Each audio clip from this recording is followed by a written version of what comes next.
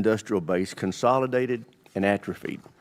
Skilled talent left the workforce, leaving hundreds of thousands of defense manufacturing jobs unfilled. Excessive regulation pushed small businesses, startups, and private capital out of the defense business. And inconsistent demand signals discourage prime contractors from investing in production capacity. As a result, our stockpiles of critical defense articles have fallen to dangerously low levels.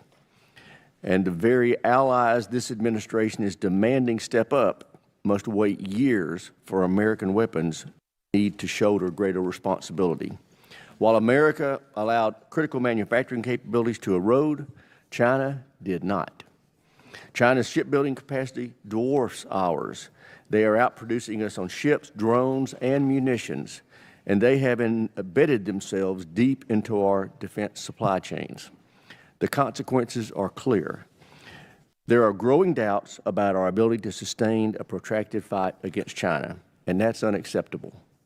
Last year, working closely with Mr. Duffy and the Department, this committee made real progress reforming a slow, risk-averse acquisition system that contributed to the hollowing out of our defense industrial base. But acquisition reform alone is not enough. That's why this committee is making revitalizing the defense industrial base its top priority for this year's NDAA. We must invest in domestic reindustrialization and skilled patriotic defense workforce, from welders to machinists to engineers. We must provide certainty to the industrial base through expanded use of fully funded multi-year authorities. We must end our dependency on China for critical minerals and materials. We must incentivize increased production from new entrants, non-traditionals and traditionals alike. And we must implement the President's executive orders on arms exports to leverage allied purchases to support the expansion of the U.S. production capacity. Fortunately, both Congress and this administration understand the urgency of the moment. Deputy Secretary Feinberg's push to expand munitions capacity and rebuild America's arsenal of freedom is a critical step. Our committee has expanded multi-year authorities for critical munitions in the FY26 NDAA to give industry the predictability it needs to scale production. And the President's call for $1.5 trillion defense budget is one I strongly support, makes clear we are working to back this effort with real resources. But this is a team sport. Industry must do its part by making significant investments in production capacity. Success also depends on rebuilding fragile supply chains from critical minerals to solid rocket motors.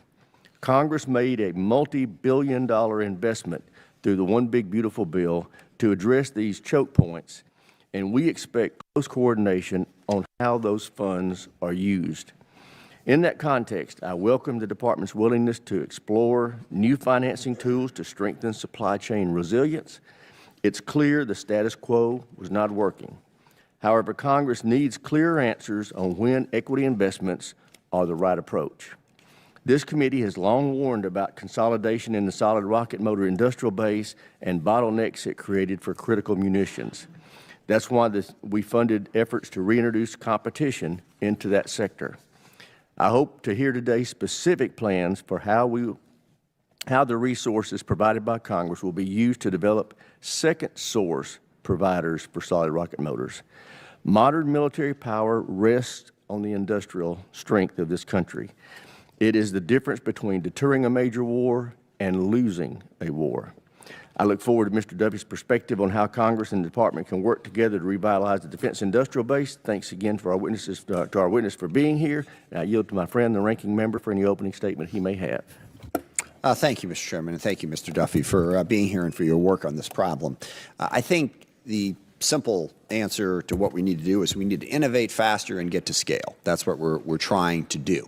I think we've made some progress on that, both in terms of what the Pentagon is doing and what we did here in Congress. I really want to compliment and thank the chairman for his leadership on acquisition reform that we passed last year. I think it made significant positive changes that are going to enable us to do both of those things. But clearly there's a lot more work to be done. We don't have the capabilities that we would like, and we're still not moving as fast as we would like. So I'm very curious to hear Mr. Duffy's thoughts on where we're at. One particular piece of this that the administration is pursuing to some degree is the idea of us taking an equity investment stake, building up our own sovereign fund where the government gets involved in this. Very curious to see what your thoughts are on that. Obviously, more money can help. But we also don't want to discourage fair competition that encourages people to get into this space. If they think the government's going to come in and just put their thumb on the scale, it could discourage some of the investment we've seen. And that's another big positive we've got. In the last at least 5 or 6 years, we've seen individual investment in defense space that we had not seen before. A lot of small, innovative startup companies in unmanned systems and secure communications and space, they're popping up and they're giving us some options and the ability to innovate more quickly. So that's a positive. I want to keep building off of acquisition reform.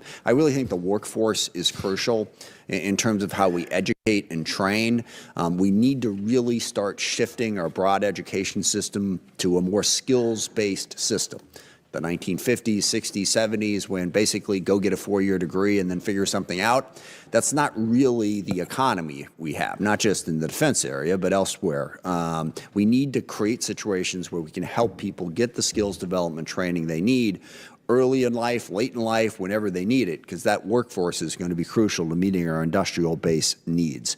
The other big part of this is that the chairman alluded to is partners and allies. I mean, things have changed, and I think we need to recognize this. In 1948, the United States of America was responsible for 90% of global manufacturing. That gave us an enormous advantage. Now, that happened because we had just won World War II, and we'd fought it primarily on the road. The entire industrialized base of the rest of the world was blown away. That gave us a huge advantage. That's not coming back, all right? A lot of the rest of the world now has manufacturing capacity. Now, the good news is, at least for the moment, they're partners and allies in many cases. So how do we work with those partners and allies for them to help us meet our collective defense needs? We're going to really need to lean on partners and allies and make sure we have them. Also, resources do matter. This is something I've worried about in our government, state, federal level.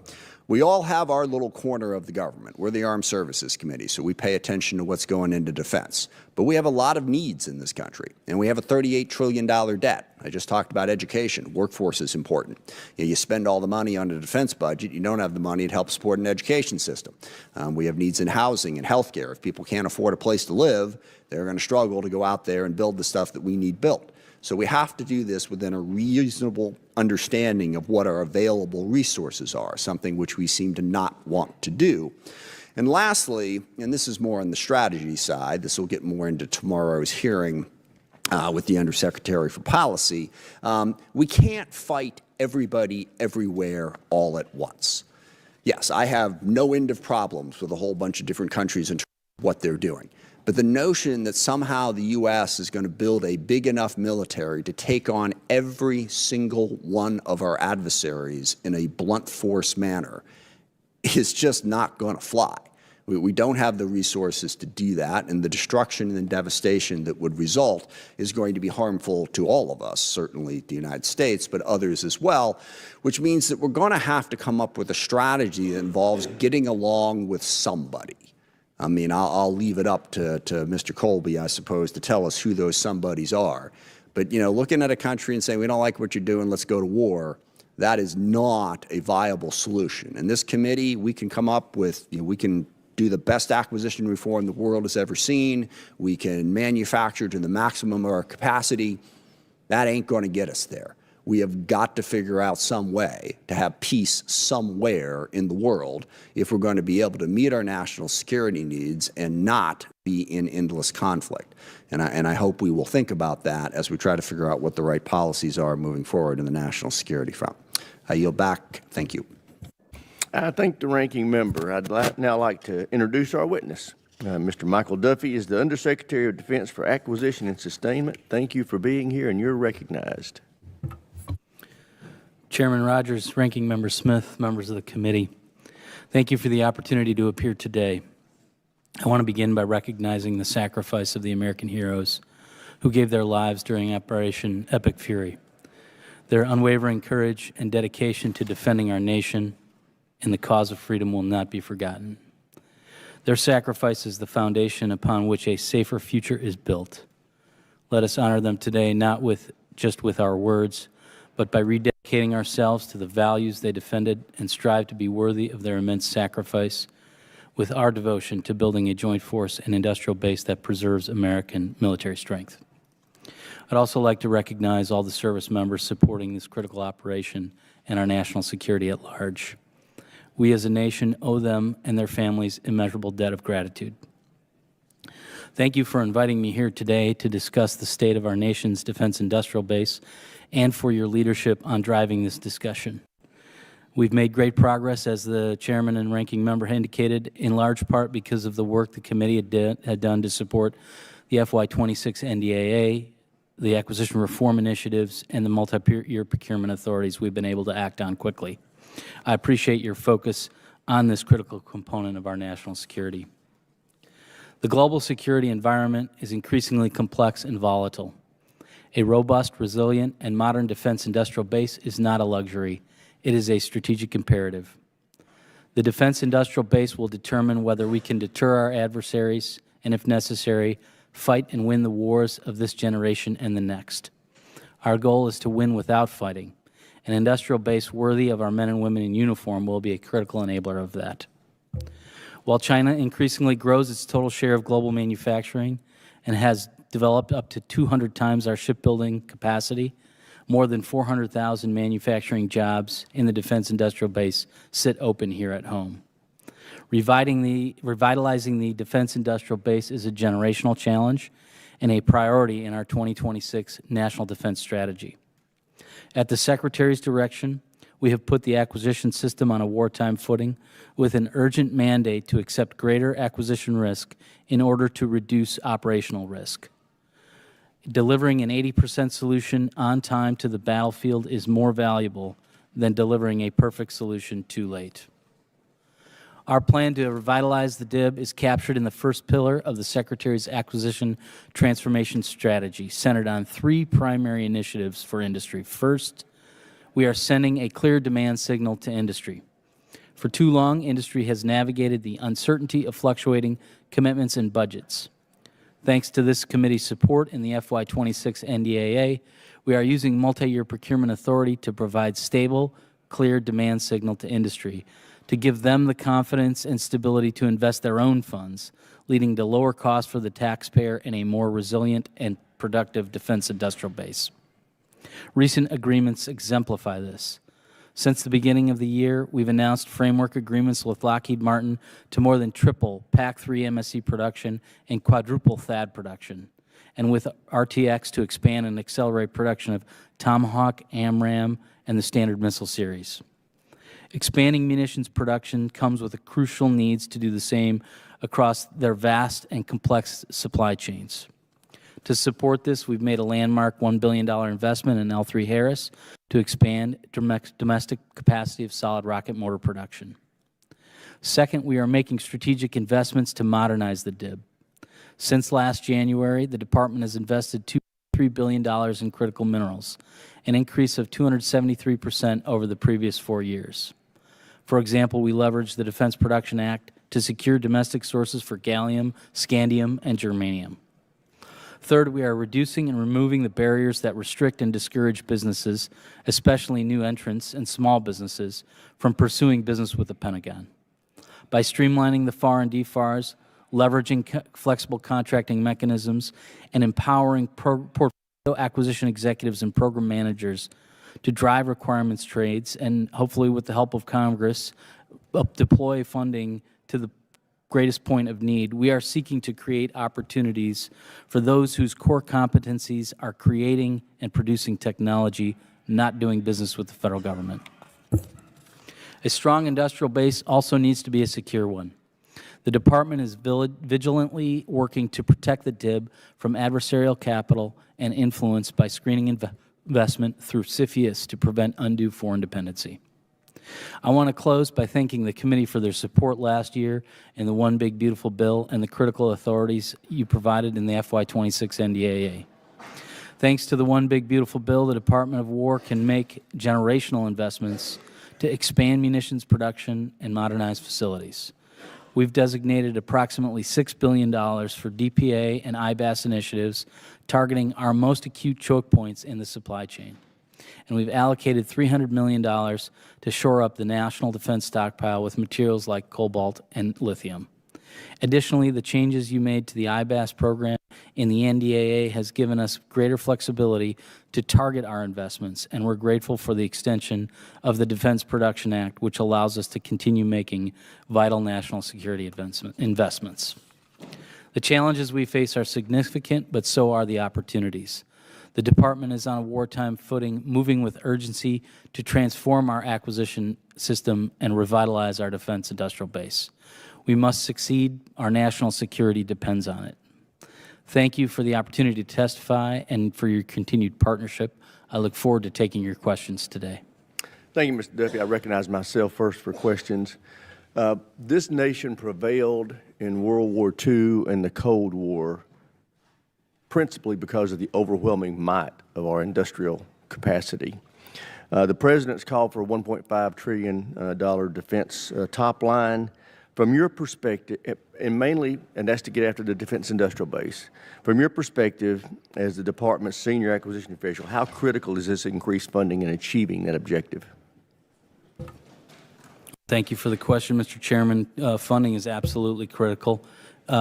My job, I view as the defense acquisition executive, is to ensure that we're getting the best value out of every dollar that the Congress appropriates. But that doesn't mean that more money is not critical to enabling us to grow the defense industrial base the way we need. It's absolutely essential. And I think that we've taken the time since the President's announcement to think through what would additional resources look like to ensure not only that we're building the joint force we need, but that we're using it to help build a defense industrial base that can support future generations as needed. Thank you. How does the Department determine when equity investment is necessary? And tell me how you deal with the possible market implications or distortion that could be caused by that. Sure. So I think we view equity investment as an important tool amongst a range of tools that we can apply to build resilience and reduce fragility within the defense industrial base. We have all the traditional tools that Congress has allocated with grants, loans, thanks to the Office of Strategic Capital. Equity is another tool that I think we've deployed very effectively, and I think it delivers a few critical kind of additional capabilities. Number one, it creates a partnership with industry, an opportunity to not only for the government to provide capital to lead to the kind of growth that we need, such as in the L3 deal, but it also crowds in additional private capital. Part of that deal was for L3 to put their own billions of dollars against what we saw as a very high demand for growth within the solid rocket motor industrial base. And by making that investment and attracting the additional capital from L3, we were able to create multiples of leverage of that of the government's investment. Secondly, I think by incentivizing or by creating a circumstance where the industry partner puts their own skin in the game, it creates better incentives for them to optimize their production capacity, which I think has been severely lacking in the defense industrial base. We haven't seen the kind of investment that we need in terms of modernizing manufacturing, developing the workforce. We believe in equity investment in some cases, in many cases, in partnership with additional private capital, creates that incentive for better attention to how those dollars are deployed to expand our industry partners' capability. And finally, I think it's a good value for the taxpayer because a grant is a sunk cost. That's been the traditional way that we have stimulated growth. With equity, there will be an exit, and that funding will return to the taxpayer, to the government. And so, that is inherently, I think, a positive for the taxpayer and the government in terms of stimulating growth while seeing a return on that investment. We want to make sure that you not only have the resources you need, but also that red tape and regulation are not undermining the development of the DIB. Have you identified any specific regulations that are inhibiting industry's ability to surge production capacity? Sir, I'd like to get back to you on that question. I think we're, thus far, we have been working through issues that I don't think require additional support, given the flexibilities you've provided. I think we've worked through, I think, with some very direct and frequent conversations with industry, kind of a culture shift towards a more commercial model, whether it's equity investment or I think what you saw in the RTX and Lockheed deals, thanks to being able to create a demand signal through the multi-year procurements, we were able to incentivize industry to invest their own capital to expand their production capacity, which I think is really the optimal scenario. And well, what I'm looking for is any regulatory red tape that's a problem. You got to identify it for yes, us sir. so we can try to get rid of it for you. Yes, sir. Last question. In the last NDA, we established a new Assistant Secretary of Defense for International Armaments Cooperation. You heard the ranking member reference to the fact that we've got to get our partners in production as well. How do you plan to utilize this position toward that end? Tremendous opportunity here, and I thank the Congress for supporting the creation of that Assistant Secretary. Coincides with a couple other initiatives within the administration. The Secretary recently transferred the Defense Security Cooperation Agency and the Defense Technology Security Administration under my jurisdiction within the Office of the Undersecretary for Acquisition and Sustainment. I think that creates a great opportunity because as we're looking to fulfill foreign military sales orders or to create a more integrated industrial base in with international partnerships, the point of execution and the capacity of our production are key inputs to being able to define what's in the art of the possible. For us to be able to understand what is the pipeline of foreign military sales and the forecast for potential and use that as in our conversations with industry to drive up productivity, I think is a very powerful tool that we look forward to utilizing. Thank you. I recognize the ranking member. Thank you. Thank you very much. We've talked about a lot of different, we've talked broadly about the needs in terms of we need to produce more. There's a lot of different things that we're working on, a lot of different systems. What would you identify as the top 2 or 3 priorities where we really need to dramatically increase the production of X?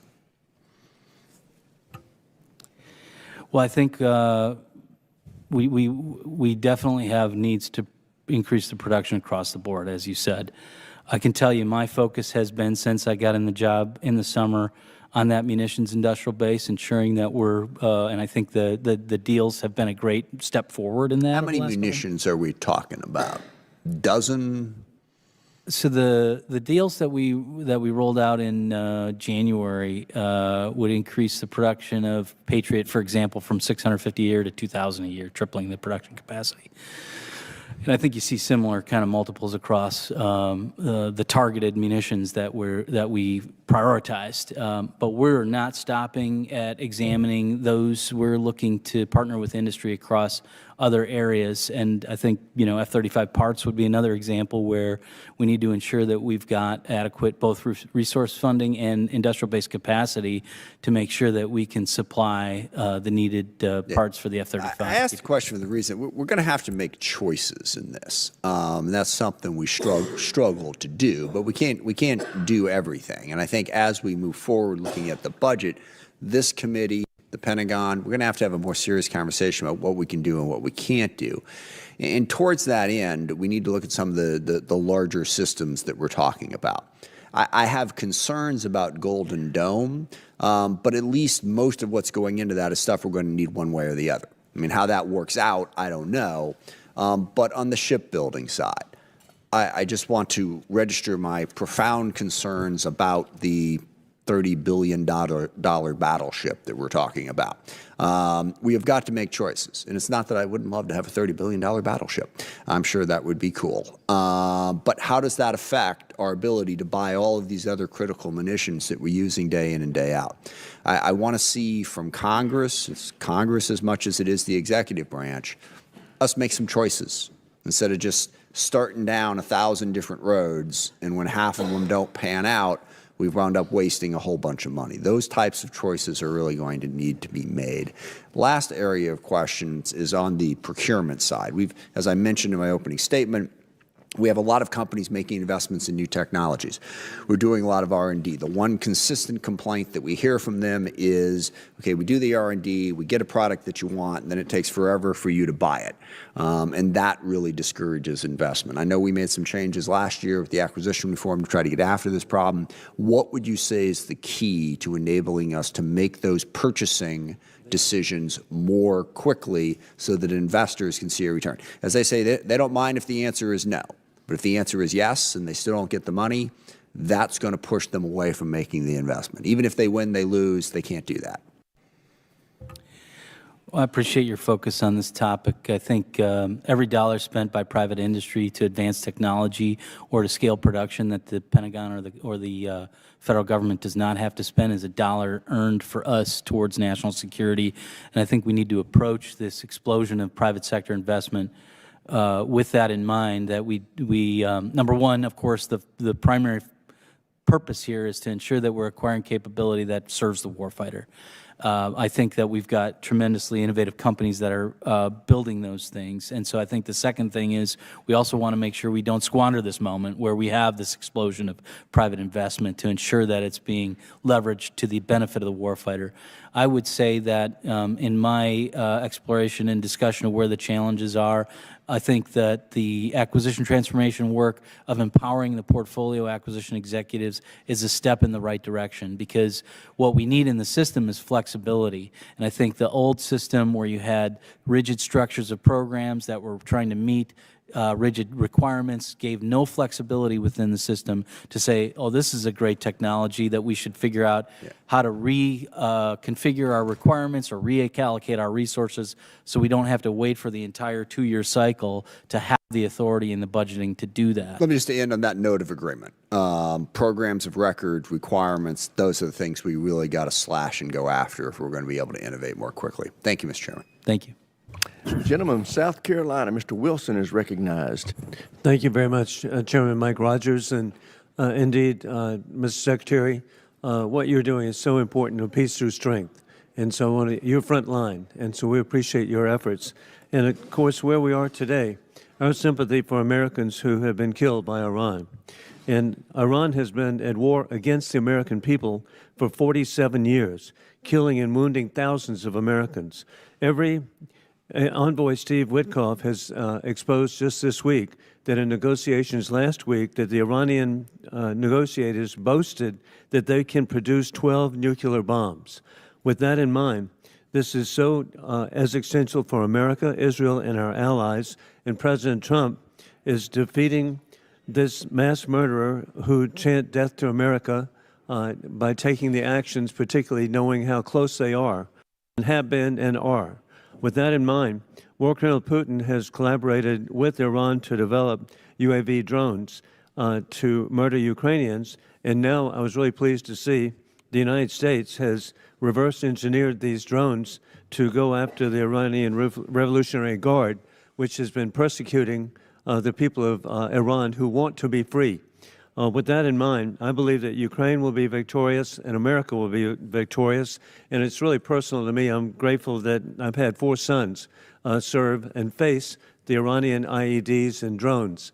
My oldest son, Alan, was field artillery in Iraq, my CAB. My second son's a doctor in the Navy who served in Baghdad. My third son served in Egypt to back up our great ally, Egypt, White Star. And my youngest son, an engineer for a year in Afghanistan. And so our family takes it very personally that indeed what President Trump is doing is protecting American families by defeating the terrorists overseas who have every intent of death to America, death to Israel. With that in mind, it's so important that we revitalize the defense industrial base through recruiting of skilled workers. With that in mind, Secretary Bridge Colby has testified that before the Senate Armed Services Committee that we need to supercharge our defense industrial base. How do you foresee and what actions have you taken to create the necessary skill force to meet defense needs? Should we be looking at foreign skilled workers to fill the gap as we expand our domestic workforce? Well, Congressman, thank you for your family's service to the country. Had a chance to meet Alan a few years back in the Pentagon. And so that was a great pleasure, and thank you for your leadership on these issues. I think absolutely you put your finger on a key issue. The workforce is a major impediment.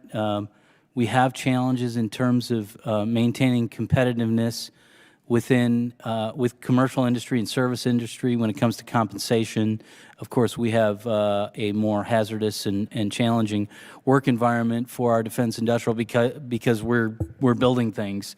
But I think the department has taken steps with up to 50 individual, sometimes regional, sometimes national programs that are focused on how do we start, for example, back in kindergarten, encouraging K through 12 students to take seriously the trades and science and engineering disciplines, all the way through how can we do trades training in partnership with local universities and vocational schools to ensure that we can directly supply the needs of industry within local communities where we have workforce shortages. And indeed, working with great allies like the Republic of Korea, the skilled workforce they have there to work together will be so positive. Additionally, you pointed out in your written testimony that 90% of materials identified in shortfall have either zero or only one domestic supplier. I'm very grateful that in Aiken, South Carolina, we have a specialty glass fiber manufacturer, AGY. It's a great company employing people, creating jobs, and it's so important that we have that capability.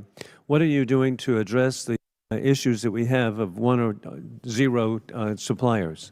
It's a great question and a big challenge for us. First of all, I think that I'll go back to the what I think were great sort of out-of-the-gate exemplars of what we can do to stabilize the industrial base, and that is those munitions deals that we rolled out in January. Because what they do is not only create stability for the prime contractors, it creates stability for the supply chain. And I think part of the reason you have such fragility in the supply chain, single-source supplies, single source suppliers, is because of the fluctuation of demand, the uncertainty of will this contract go beyond the next year.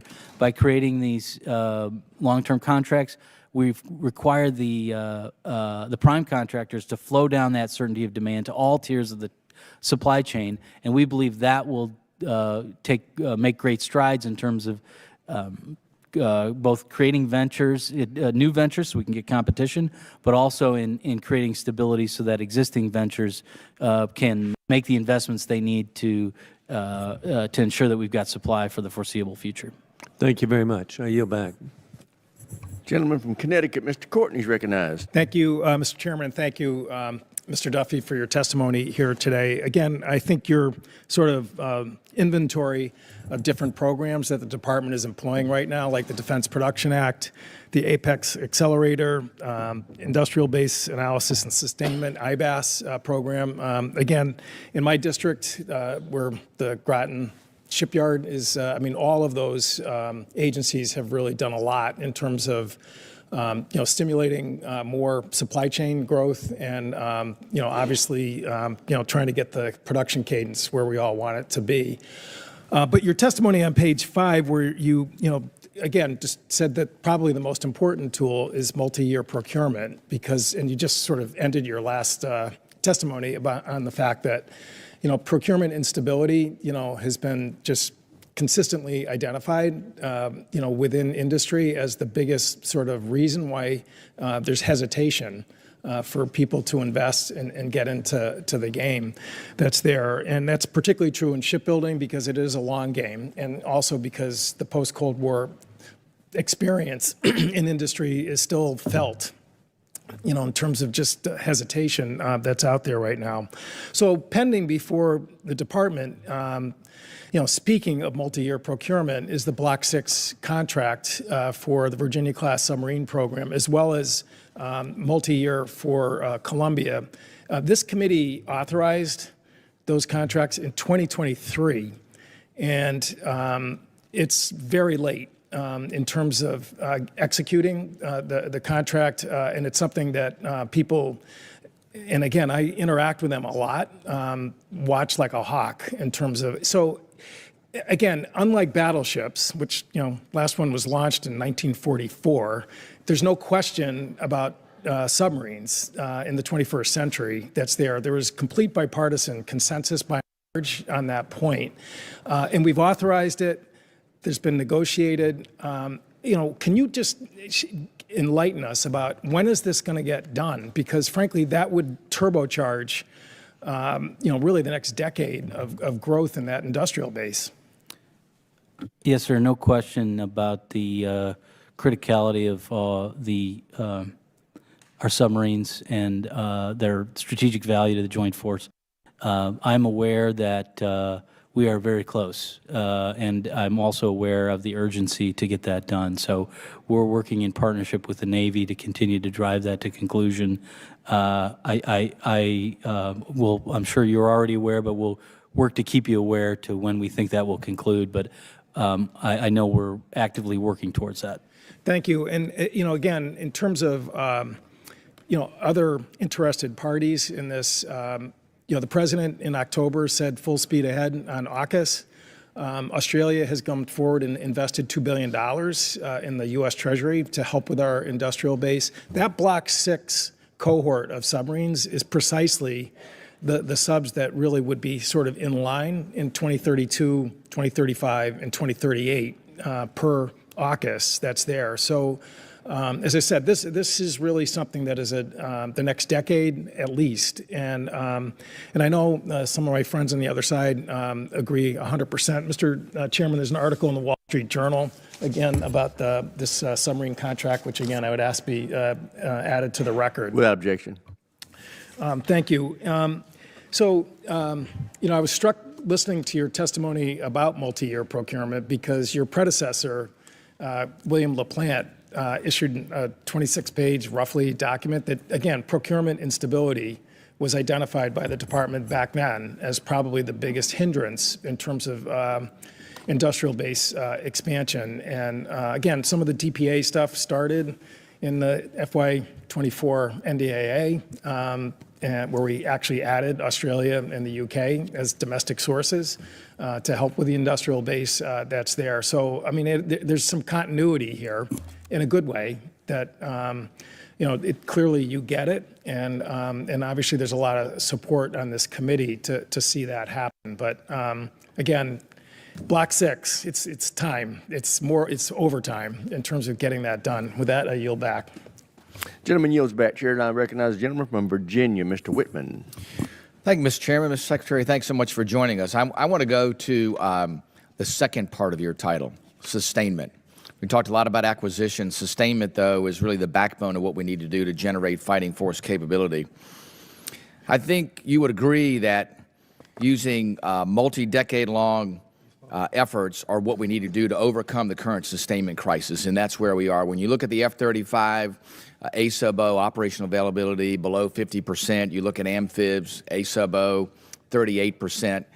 We can spend a whole lot of money on new systems, but if you don't take care of the systems we've got, guess what? We don't have the tools necessary to fight the fight, and that's what our warfighters need. Last year, in your report to Congress, I want to give your words back to you. You said the department faces significant and systemic readiness challenges across its major weapon systems portfolio. And you also said these challenges are impacting operational effectiveness and strategic deterrence, all things that in today's world are priorities. This problem is urgent. I think there are things that we have to do. There are long-term aspects of that, but also short-term aspects. I wanted to get your perspective. We did some things last year. We moved program support managers essentially to program manager status to be able to put a little more effectiveness into these programs. Give me your perspective really on two things. How are you going to prioritize O&M budgeting this year as far as the president's budget, things that come to us? And how are we going to be able to leverage modern technologies, things like artificial intelligence, digital twin technologies, additive manufacturing, especially when it comes to systems that we have to maintain, but we struggle with right to repair, we struggle with intellectual property to be able to actually do the things that we need to do because we get wrapped up over, what the limitations are and how those systems were acquired. If you can give us that perspective. Well, thank you for your attention on this important matter. I agree with you. The criticality of sustainment is probably undervalued.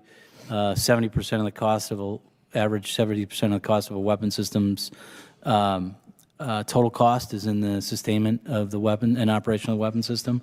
And so I do think we need to think about ensuring that we're budgeting to that, and I think in the past that hasn't been the case.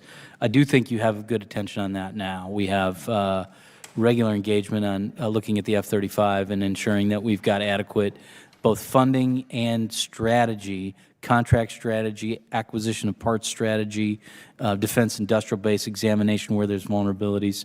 And so I think this is, again, an area where it requires leadership attention. I think the system is incentivized to think about procurement as acquiring new technology as keeping advantage, and the sustainment can be neglected. We need to shift that culture. How do you think broadening the use of modular open systems approach would help us in the process being more iterative, and that is being able to update things? And how do you see software as being the foundation of what happens with hardware systems? You know, today in today's world, we see what's happening both in Iran and in Ukraine. We live in a software-driven world. You build the hardware around the software. So give us your thoughts on MOSA and how that is used, and are there better ways for us to use iterative updates to make sure that when we're looking at sustainment, we do it rather than through keep changing the hardwares through continuous software upgrades? Well, it's a great and powerful, I think, initiative. Appreciate your leadership on it, and the acquisition transformation strategy called it out explicitly. Modular open systems architecture, and I think we actually have a really great use case that precedes the acquisition transformation. And the great work General Dale White did on the F-47 to build MOSA as a primary strategy in the design of that weapon system, which allows us to interchange mission systems throughout the life cycle of the program. That's powerful in my mind because that creates the ability to compete below the platform level throughout the entire life cycle of the weapon. And that competition, I think, is healthy in terms of making sure that we're not neglecting the industrial base, we're not neglecting advanced capability with those mission systems within the platform. And so I think, we are really working to drive that example from F-47 into other systems. I was just out at Edwards Air Force Base a couple weeks ago, and they were talking about the F-22 as being, how are we thinking about MOSA, even a legacy platform like that, which I think is tremendous. In terms of software, the more the capability of our systems is embedded in the software, the more flexible we are to sustain it over life. I think the F-47 is another example of that. A lot of the hardware in the system, I think, can endure while we're upgrading software and making a difference in the capability of the platform. Thank you, Mr. Chairman. I yield back. Thank the gentleman. Chair now recognizes Mr. Norcross. Thank you, Chairman. And I want to go back to one of the first statements you made. You mentioned 400,000 open jobs, industrial base. That's a scary number given what we're facing. And what we've done in last years, quite frankly, in the last few NDAAs to take care of the acquisition reform. There are a lot of things that connect many of our contractors who build our greatest platforms, whether it's the F-35, what will be the 47, our ships, have a common theme, which happens to be the longest lead item on the sheets, the human side of it, the skilled people, whether engineering or those who build it. It's the longest lead item. And you touch base on a couple innovative programs, the MIR program that starts at a younger age. In many ways, we're fighting for that next generation of worker who unfortunately have come through a pandemic and learned they can do a lot of that from home. Well, you can't build ships, you can't build planes, you can't build the next generation from home. Over the last few years, the Department of Defense spent $6.2 billion working to attract that next generation into our armed services. That's great. There's many ways to serve your country. And the suggestion would be to incorporate one way to serve your country is go to work for the defense industrial base. We're fighting not only for that individual, but more importantly, you're fighting for their parents, who is instilling in their next generation, many of you got to go to college whether you want to or not. Now it's starting to change a little bit, but we have to put the value. The ones that go to work each and every day might put a pair of work boots on and gloves to build it.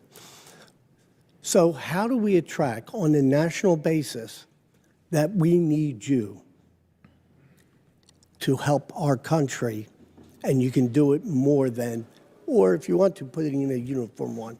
How do you get to the nation as a whole? Well, thank you for your leadership on this issue. I think an initiative that I think there was recognition in the leadership of the Pentagon on this problem last fall, and you may have seen coverage in the last 2 months that the Secretary himself has gone out to visit the industrial base and companies, both traditional and non-traditional, to speak to the workforce and to thank them for the work they're doing to stand behind the warfighter and build the capability that he or she needs in order to make sure that we can prevail in any conflict.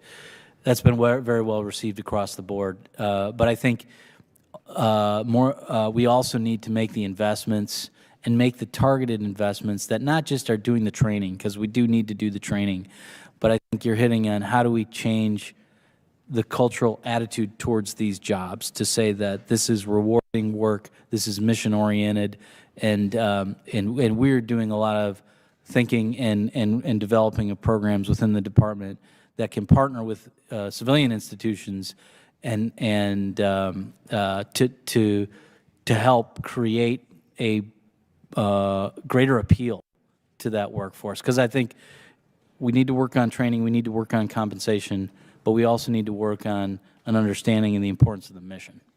Just as we are trying to attract that next generation to join the services, we need a national program. You already spent $6.2 billion. We have the ability, we need a program to win the hearts and minds of that next generation. Because quite frankly, it's not happening except in a few locations where we've targeted. We need to do it on a national basis. With that, I yield back. Gentleman yields back. Chair, and I recognize the gentleman from Tennessee, Mr. Desjardins. I thank the chairman.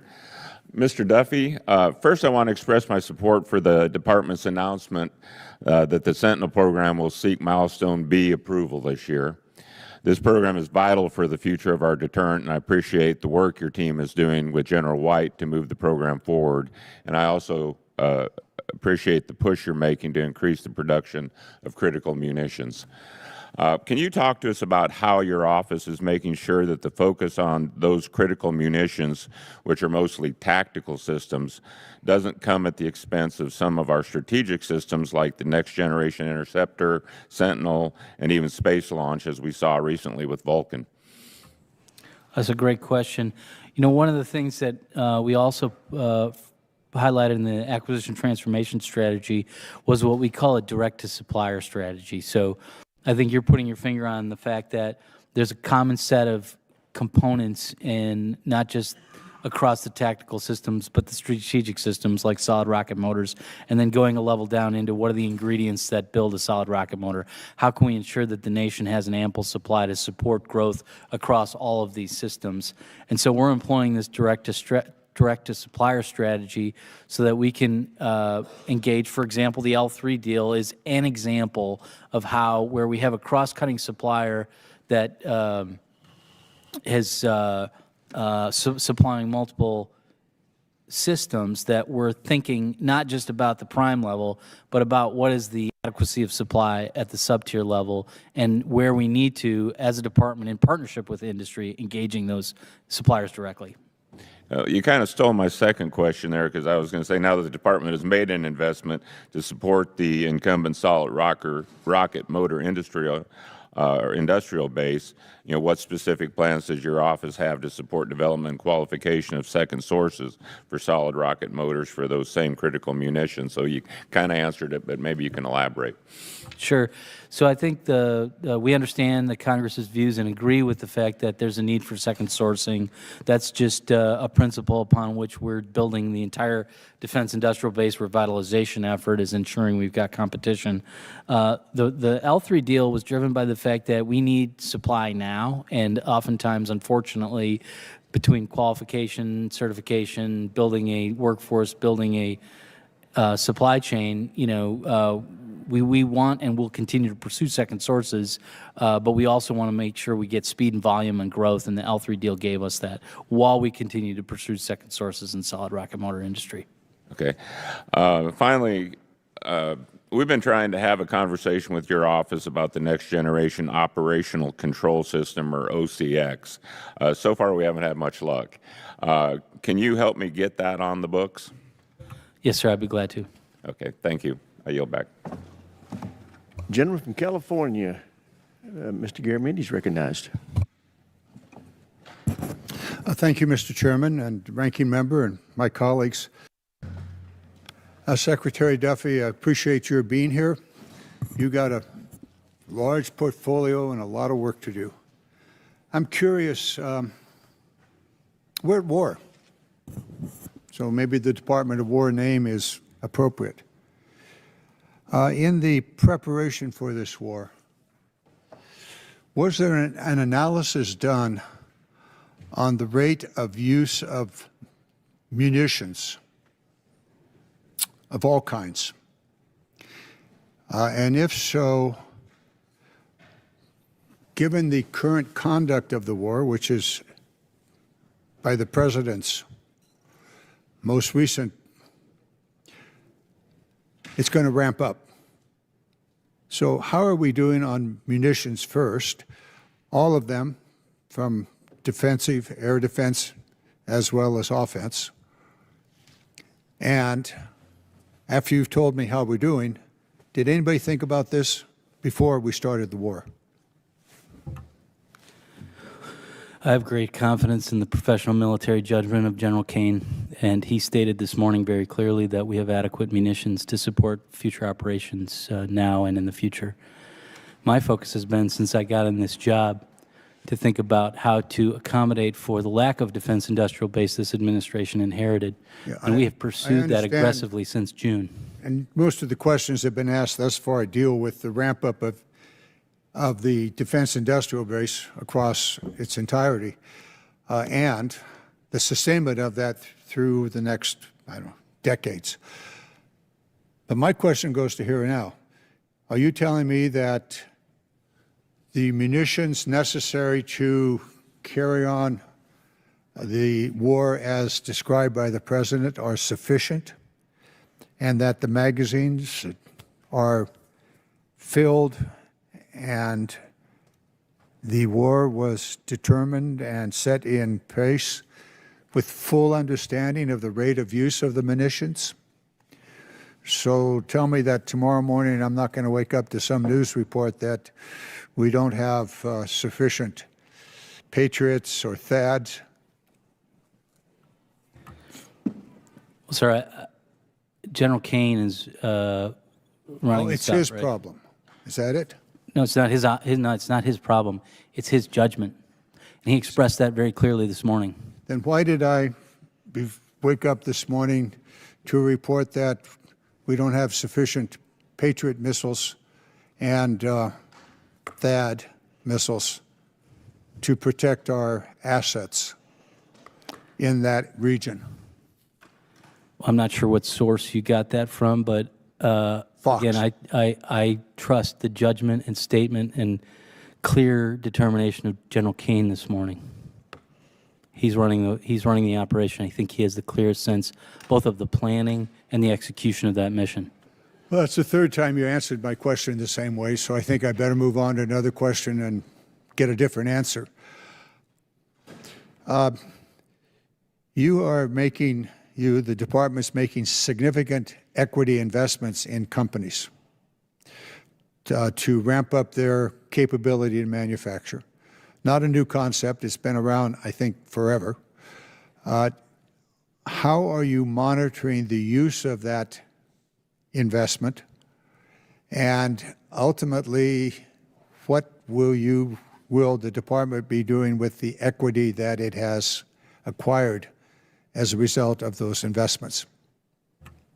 Excellent question. I think, first of all, each of these deals comes with clear milestones on what we expect the industry partner to make of their own investment. That was part of the deal, was as we make an investment, they make a counter investment, multiples of ours. And then we have established milestones of when those investments will be made so that we can ensure that investment is stimulating the growth that is required in the reason we entered the investment in the first place. During the course of the investment, we are looking this as an economic stake in the company. We are not pursuing control. We are actively trying to bifurcate. Excuse me, I'm just about out of time. This entire area of investment and where the money goes, how it's being used, and ultimately what the Department of Defense will do with its equity investment is of interest to me. I would appreciate a specific readout on how you're monitoring it and ultimately what the department intends to do with the equity investment. Mr. Chairman, I thank you very much for the time. Gentleman's time has expired. Gentleman from Florida, Mr. Jimenez, is recognized.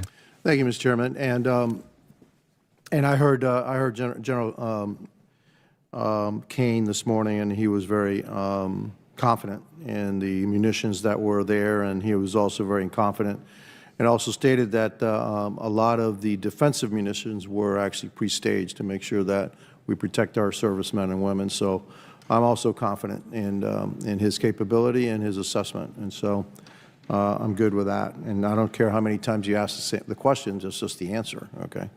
Have we ever done any analysis of the difference in cost, say for the same system, for the Chinese and us?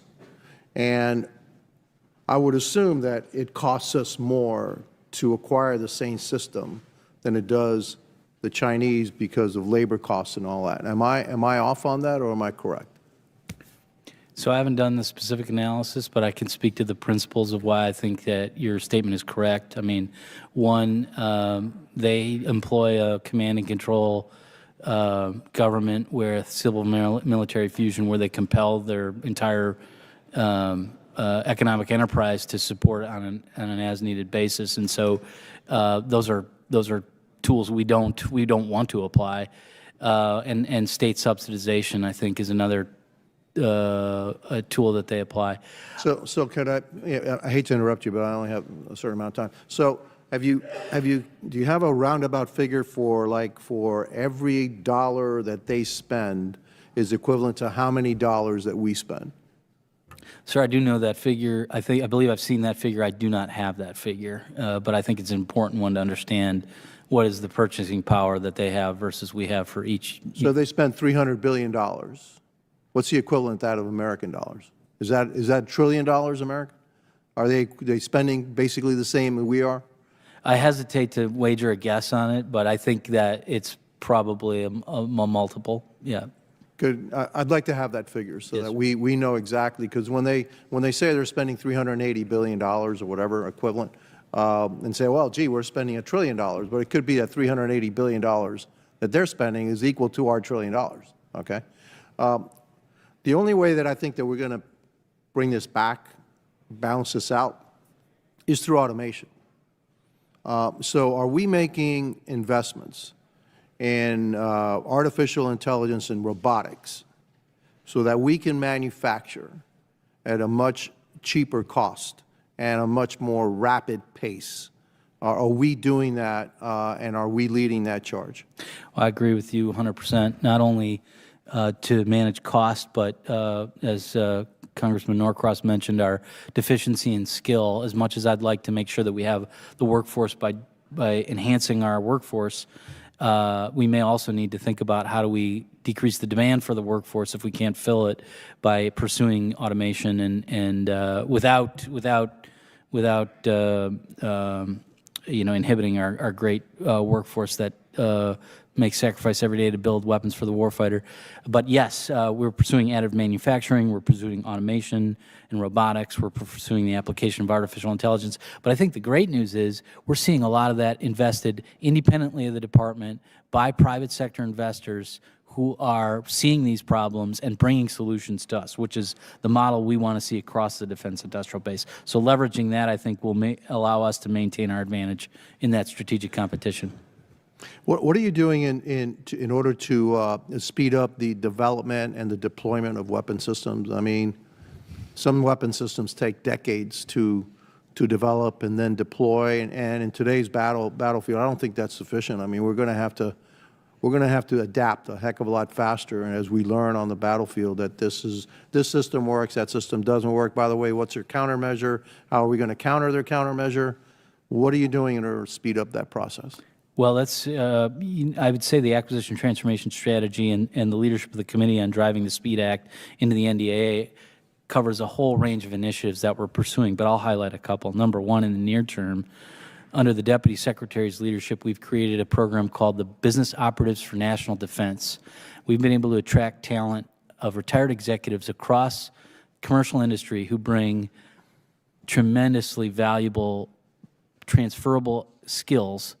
For example, automotive manufacturing, leaders of automotive manufacturing, global manufacturing operations, coming into the department and our defense industrial base partners to examine, are we up to scale, up to speed on the latest, most modern ways to manufacture so we can introduce automation and additive manufacturing. This is a near-term opportunity to think we're really getting some gains on in the shipbuilding industry and the munitions industry. But there's a whole other range. I think I'll just touch on one more because I know we're short on time, but the ability to, I think, convert to a commercial model, both from a commercial first standpoint, where we can pursue where the commercial industry is better incentivized to have efficient means of production and bring that into the defense industrial base.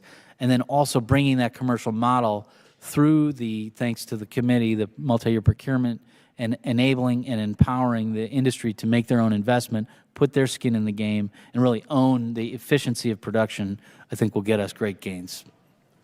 Thank you, Mr. Chairman. I yield back. Gentleman from Pennsylvania, Mr. DeLuzio is recognized. Thank you, Mr. Chairman. Undersecretary Duffy, do you have the dollar value of munitions we've expended so far in this war with Iran? I do not have that dollar value. When do you expect you'll have that? I understand each day it's rising, but at what timeline do you expect to know that? I don't know. I believe that the folks that are expending the munitions have the best calculus of that. I don't know when that is available. Presumably, for folks watching at home, there is coordination with your side on the acquisition for replenishment, replacement. So is there communication across the departments that you know the needs for the branches here? We've been working this problem set on munitions supply long before this conflict. And while it's certainly useful for folks within the department to know what that level is, my job is to maximize our production independent of our supply. And I think knowledge of our supply wouldn't make me go faster. We're going as fast as we possibly can. Are you part of analysis or discussions about the speed at which we can replenish what is being expended right now? Every day. I'm not going to ask about the burn rate given our open setting here. I think we need to understand in a more classified setting what that burn rate is, but is that analysis being done? Has it been done? Well, so we are driven by maximizing the production capacity of our defense industrial base, independent of expenditure rate. We were focused on maximizing our production rate a week ago, 6 months ago, and so that is the crux of our conversation to say, how could we maximize the defense industrial base's ability to produce a full range of weapons, and what are the tools we need to put in place to empower them to do that? I'll ask a very specific question, and I understand your part of this is the acquisition, but is there analysis being done about the pace of our ability to replenish what's being expended? I don't want the details in this setting. I'm asking if that analysis is being done. Yeah. I know what I focus on every day, which is how do I get the accelerator to the floor on our defense industrial base's ability to produce these and acquire them. And that's, that's what's driving the conversation right now is how do we get the growth that we need out of the defense industrial base to ensure that we are prepared for the fight of the future. So I want to ask about the 3 F-15E variants. As I understand, we lost $90, $100 million price tag. Is that generally about right for each of those? I don't know offhand, but that sounds approximately correct. It's not a trap. I'm just curious. Assuming F-15EX is the variant that would replace those, what kind of timeline, production timeline, do we have to produce new aircraft there? I think that we're producing at about a rate of 20 a year. I'd have to come back to you to get that precisely, but that is approximately the rate at which we're purchasing those right now. So I want to build off Mr. Jimenez's question. And by the way, that figure that he asked for, I'd also like to know that figure. I think it's important for us in the committee to understand it. How fast are the Chinese building their top strike fighter aircraft? I do not know the answer to that question. I'd be happy to get it for you. It is an important factor. And look, they're different platforms. We have different capabilities. I'm not saying they're the same, but if they're cranking out 10 for every one we're cranking out, that matters. That's something we need to understand in this committee. I agree. Okay, thank you. Last piece, a little bit of time I have. You mentioned it on pushing the defense industrial base as fast as possible on munitions, and that certainly predates this war and our concerns in this committee. The industrial base has gone, it's been too slow, it's heavily consolidated. I think there's bipartisan concern here. What more authorities or tools do you need from us to get our defense industrial base doing what they need to do for our military? Well, I appreciate the question. I think the way I'd answer it is we have, since the Secretary's speech in November and the passage of the NDAA, I've got a team of hundreds of folks within the department, across the military departments and within my office, who are aggressively pushing forward to implement as many of these initiatives as we can. My expectation is as we get to a place where we're encountering obstacles that we have not yet encountered, we're sort of keeping notes on that so we can come back to the committee and say, this additional authority would be helpful. I don't have that today, but we are keeping. Understood. And look, I'll make the point that I think Mr. Jimenez's ratio gets to. If we're spending 5, 6, 7, whatever the number, times as much, that's not delivering the kind of value to the American people that we need. And so that is a big part of this concern, certainly where I sit. And with that, Mr. Chairman, I'll yield back. Gentleman yields back. Chair now recognizes the gentleman from Louisiana, Mr. Higgins. Thank you, Mr. Chairman. Undersecretary Duffy, thank you for being here today. The authorities that you enjoy from the executive branch are vast.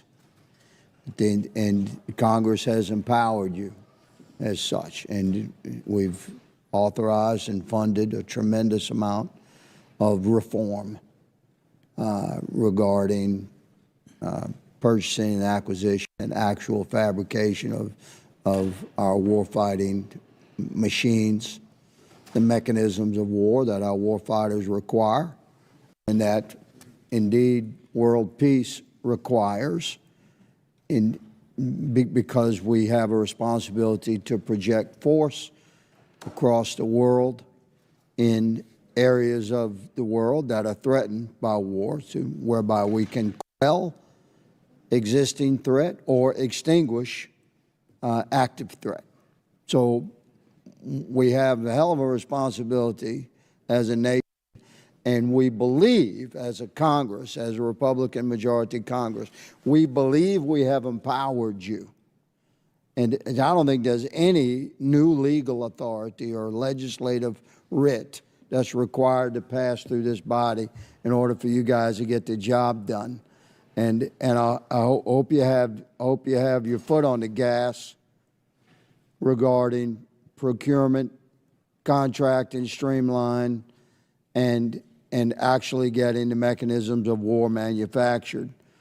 Under 10 U.S. Code 4811, the Secretary of Defense is required to develop a national security strategy for the national technology and industrial base based on prioritized assessment of risk and challenges to the defense supply chain, and under the Defense Production Act of 1950, which was reauthorized in 2018, the President has the authority, a number of authorities, to influence domestic industry in the interest of national defense. So there's a broad spectrum of authorities that you enjoy. Now, the maritime industrial base, which I'm going to focus on here and ask you a question about.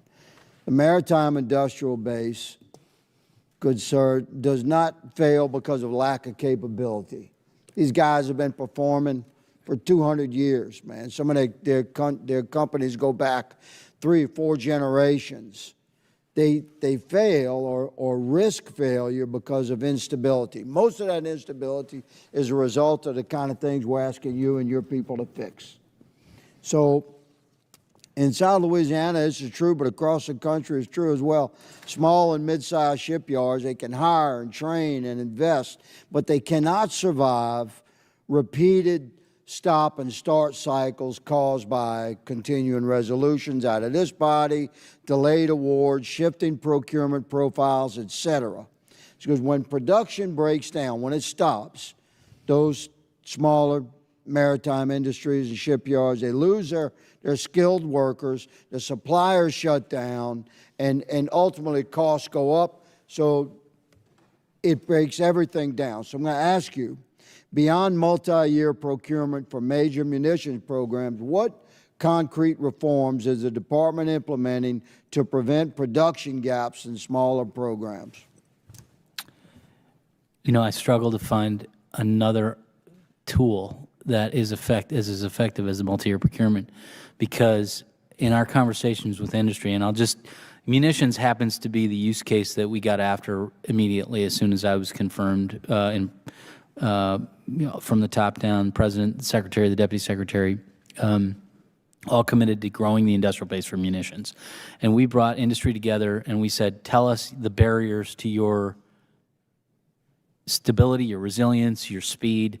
And we did get a lot of regulatory... Not to interrupt, but as it relates to shipbuilding, and you stated you don't see, it's difficult to see another tool that's more effective than long-term contracts. I concur. That's a significant factor. Mm-hmm. Would you and your staff be receptive to my office communicating with you, good sir, regarding some other mechanisms that Absolutely. we believe, based upon our conversations with the industry, would effectively work and that you have the legal authority to implement? Would you receive that? Very welcome that, yes. My man's in the room. So excellent, thank you. He's going to find your man. Thank you, Mr. Chairman. I yield. Thank you. Gentleman yields back. Chair, and I recognize the gentlelady from California, Ms. Jacobs. Thank you, Mr. Chairman. Mr. Duffy, this hearing is about revitalizing the defense industrial base, getting innovative American companies to build for the warfighter faster, right? That's correct. So I want to understand how blacklisting one of the most capable American AI companies advances that goal. Last July, Anthropic signed a $200 million contract with the Pentagon and became the first frontier AI company to deploy on classified military networks. And by all accounts, warfighters love it. Gregory Allen at CSIS said publicly that DoD users love Claude and that its usage restrictions have never been triggered on a single government mission. The contract included 2 restrictions. 1, that Claude could not be used for mass domestic surveillance of Americans, and 2, that Claude could not be used in fully autonomous weapons. The Trump administration reviewed those terms and in July 2025 accepted them. Then, Secretary Hegseth demanded that Anthropic drop those provisions entirely. Anthropic refused, and on February 27th, the president ordered all agencies to stop using Anthropic, and Secretary Hegseth designated the company a supply chain risk, a tool Congress designed to protect against foreign adversaries who might sabotage or subvert defense systems. Mr. Duffy, as the undersecretary responsible for acquisition sustainment and the health of the defense supply chain, 10 U.S.C. 3252 is an acquisition statute. DFARS is your responsibility, and industrial-based policy is your portfolio. Were you consulted before this designation was made? I was. Okay. And what was your recommendation? Well, I think, the beauty of the innovative economy that we have is we have competition. And since this designation, we've seen competitive AI companies come to the table that are not willing to make demands on the department's use of the service they provide, which is critical for our ability to have the flexibility to employ the services and technologies in defense of the nation and the warfighter. So, Mr. Duffy, I hear you, except that almost every contract we have comes with these kinds of stipulations. So, for instance, defense contracts contracts routinely contain privately imposed operational restrictions. Starlink restricts which countries can use its terminals, for instance. Fighter jets come with certification limits. IP clauses let contractors prevent resale of their technology. Contractual limitations on military use of technology are not unusual. They are the norm in defense procurement. And if the department objected to Anthropic's terms, it had straightforward options: cancel the contract, issue new DFARS guidance, write a clause requiring subcontractors to waive such terms within a set period. Did your office evaluate any of those less restrictive alternatives before the designation was announced? The nature of artificial intelligence introduces specific and very great vulnerabilities, and the need for continued updates from the company introduces those vulnerabilities, such that if we cannot have a trusted relationship with the vendor that's continually providing those services, they introduce unnecessary risk into our acquisition process, and the President and the Secretary declared that very clearly.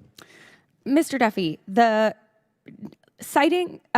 making a company considered a supply chain risk was literally something Congress designated for things like Huawei and Kaspersky, not American companies that you just might have a disagreement with. Here's the part that should concern all of us. Hours after Anthropic was blacklisted, OpenAI announced it had secured a classified Pentagon deal with the same two red lines: no mass surveillance and no autonomous weapons. OpenAI CEO admitted the deal looked opportunistic and sloppy and has since renegotiated it twice. And even OpenAI publicly said Anthropic should not be designated a supply chain risk. So can you explain to this committee how the Pentagon blacklisted one American company for insisting on restrictions and then accepted from a competitor the exact same restrictions that same evening? OpenAI's opinion on the department's determination is interesting but not relevant. We've made a judgment based on our engagement with the company over time and their clear lack of willingness to provide the flexibility that we require in order to employ these very sensitive capabilities in defense of our warfighter. We will not be held hostage to the whims of a company's policy when it comes to life and death of our warfighters. Mr. Duffy, I think every American probably agrees that we do not want the Department of Defense doing mass surveillance of Americans, nor do we want weapons that can go off by themselves without humans in control, which is why we've passed such stipulations in previous NDAs. And with respect, if two vendors offer functionally identical terms and one gets a contract while the other gets treated like Huawei, that's not a procurement decision, that's retaliation, and retaliation through acquisition authorities is the exact kind of abuse Congress should be concerned about and that we should work to prevent. I yield back, Mr. Chair. Gentlelady yields back. Chair, and I recognize the gentleman from Indiana, Mr. Mesmer. Thank you, Mr. Chairman, and thank you, Undersecretary Duffy. I appreciate you being here today, and first I'd like to thank you and your staff's engagement with me on the Prometheus Energetics project located outside of Crane in my district. The Prometheus project is increasing the production rate of solid rocket motors, and this need has been made crystal clear by the military actions being undertaken in the Middle East. I look forward to continuing to work with you and your staff on supporting this project and guaranteeing the timeline for Prometheus to start production in 2027. On the topic of munitions, the Defense Industrial Base, how could the department better utilize authorities already granted the department, like the IBF fund, to combat single-point failure in supply chain and defense supply chains? I'm sorry, Congressman, could I ask you to repeat your question? How could programs like the Defense Industrial Base Fund be used to combat single-point failures of supply chain? Yeah, thank you for the question. I mean, this is fundamental. Unfortunately, the nature of a lot of our goods and services procured are bespoke for the Defense Department, meaning we're the only customer. And that, I think, discourages the kind of investment and resilience that we see in our commercial industrial base. The generosity of the committee in providing for the industrial base assessment and sustainment fund provides the tools that we need in order to ensure that we're investing where there's fragility in the industrial base. However, that's not our preference. I think our preference, which you'll see both from the leadership of the committee in introducing acquisition transformation initiatives in the NDAA, and then the Secretary's rollout, is to prefer commercial, because with a broader customer base, I think you get the resilience of investment, you get the resilience of multiple suppliers, and that can only benefit the defense industrial base and our ability to procure the equipment that we need. Okay. I'd also recommend looking at the IBF's new authority to procure, install equipment owned by the federal government and private industrial factories, if such action supports the defense interests of the United States. And when the Pentagon is the only customer, sometimes it's a pretty good tool. Yes, sir. Is the color of money restriction still slowing down industrial scaling, and what more flexible funding categories would materially improve that speed? Yes, sir. Thank you for that question. We have spent, I think the department's been an advocate for greater flexibility in the allocation of funding since the PPBE Commission back in 2023. We continue to embrace that as a priority. And I think that especially with this new acquisition construct and the portfolio acquisition executives, where we're trying to empower those acquisition executives to have the team under their command to drive towards schedule and capability as the single priority, having the flexibility to trade requirements, which I think we have the authority to do, and we've introduced with the capability trade councils within the system so that they can prioritize schedule, but then also the flexibility to move funding. I mean, the reality of our current environment is commercial technology emerges at a pace that's much faster than our budget cycles. And if we don't have the flexibility to reallocate funding so that we can take advantage of that technology and pivot, I think really inhibits our ability to make sure we're maintaining pace with our adversaries. Okay, thank you. Would software acquisition be improved by allowing software to be funded by colorless money? So I know that we do have some flexibility. I'm not sure we're fully leveraging when it comes to the software acquisition pathway, the flexibility of funding. Is that what you're referring to, sir? Yeah. I think those are purely for software programs, which are very much appreciated and probably do require a level of flexibility beyond what hardware programs provide. But I do think that can be a model potentially for within understandable and agreed upon restrictions. How could we create some flexibility across all platforms? Okay. What percentage of critical minerals and energetics still originate from our adversaries or non-allied sources? Sir, I'm not sure I've got the specific figures. I'm sure I can get back to you with that, but it is a concerning amount. We have made strides in the last year to make investments in a number of areas. Our team has done tremendous work to assess across several critical minerals and across what we call the value stream of those critical minerals, from mining to processing to magnets, to ensure that we're bringing the domestic capability to do each step of that and increase our own self-reliance on those absolutely important raw materials. Okay. Thank you. I yield back. Thank you. Chair now recognizes the gentlelady from Maryland, Ms. Elfreth.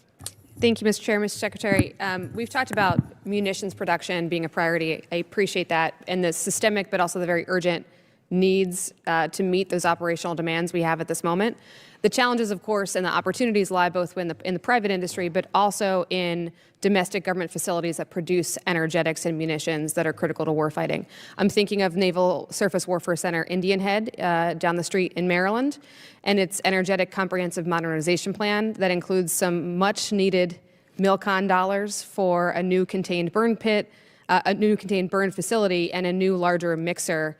Those are kind of the perfect, in my view, investments that we should be making to make sure we have private and government facilities meeting the moment here. And of course, Indian Head is unique for its ability to provide kind of full spectrum RTD&E to this challenge. Can you please speak to the department's plan to provide continued robust and sustainable funding to support the concentration and energetic production capacity at facilities like Indian Head, but there are others across the country? And then I have a quick follow-up to that. Congresswoman, thank you. I can't speak to specific Indian Head initiatives, but I would be happy to in a follow-up if that's helpful. But I can speak to, I think, what we see as a tremendous asset for the department in the organic industrial base. And we recently had an investment that Hanwha announced at Pine Bluff in Arkansas.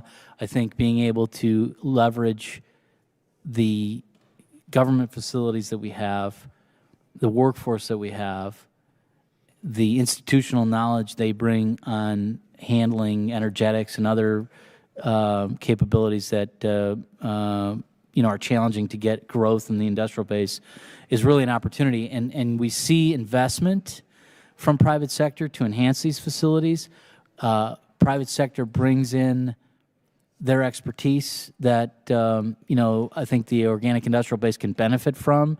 And so we're aggressively pursuing these partnerships because I think that it's a win-win for all parties if we can find the right partnerships. And I think the key to this is going to be a sustainable plan. So when we see the ebbs and flows of demand, that we're also having a sustainable supply side to this. And part of that is, I would be remiss if I didn't mention the hundreds of thousands of federal civil servants in Maryland, many civilian DOD folks who work at Indian Head who are experts in their field in this. And we can't lose that talent. I agree. From this space. Thank you. So I look forward to working with you if I could follow up with your team on those investments. I want to follow up, moving to similar issue of skilled workforce. Mr. Norcross's questions around a resilient industrial base includes and really relies on thoughtful and strategic planning for producing welders, pipe fitters, other skilled trades, as we, I think have great bipartisan agreement in the need to invest in shipbuilding.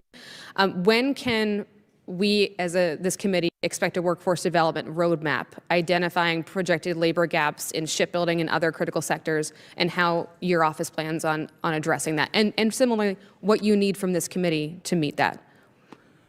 Well, thank you for your leadership on this issue. I'll consult my team and come back to you with our current work on that and what we see in the future as terms of requests or plans going forward.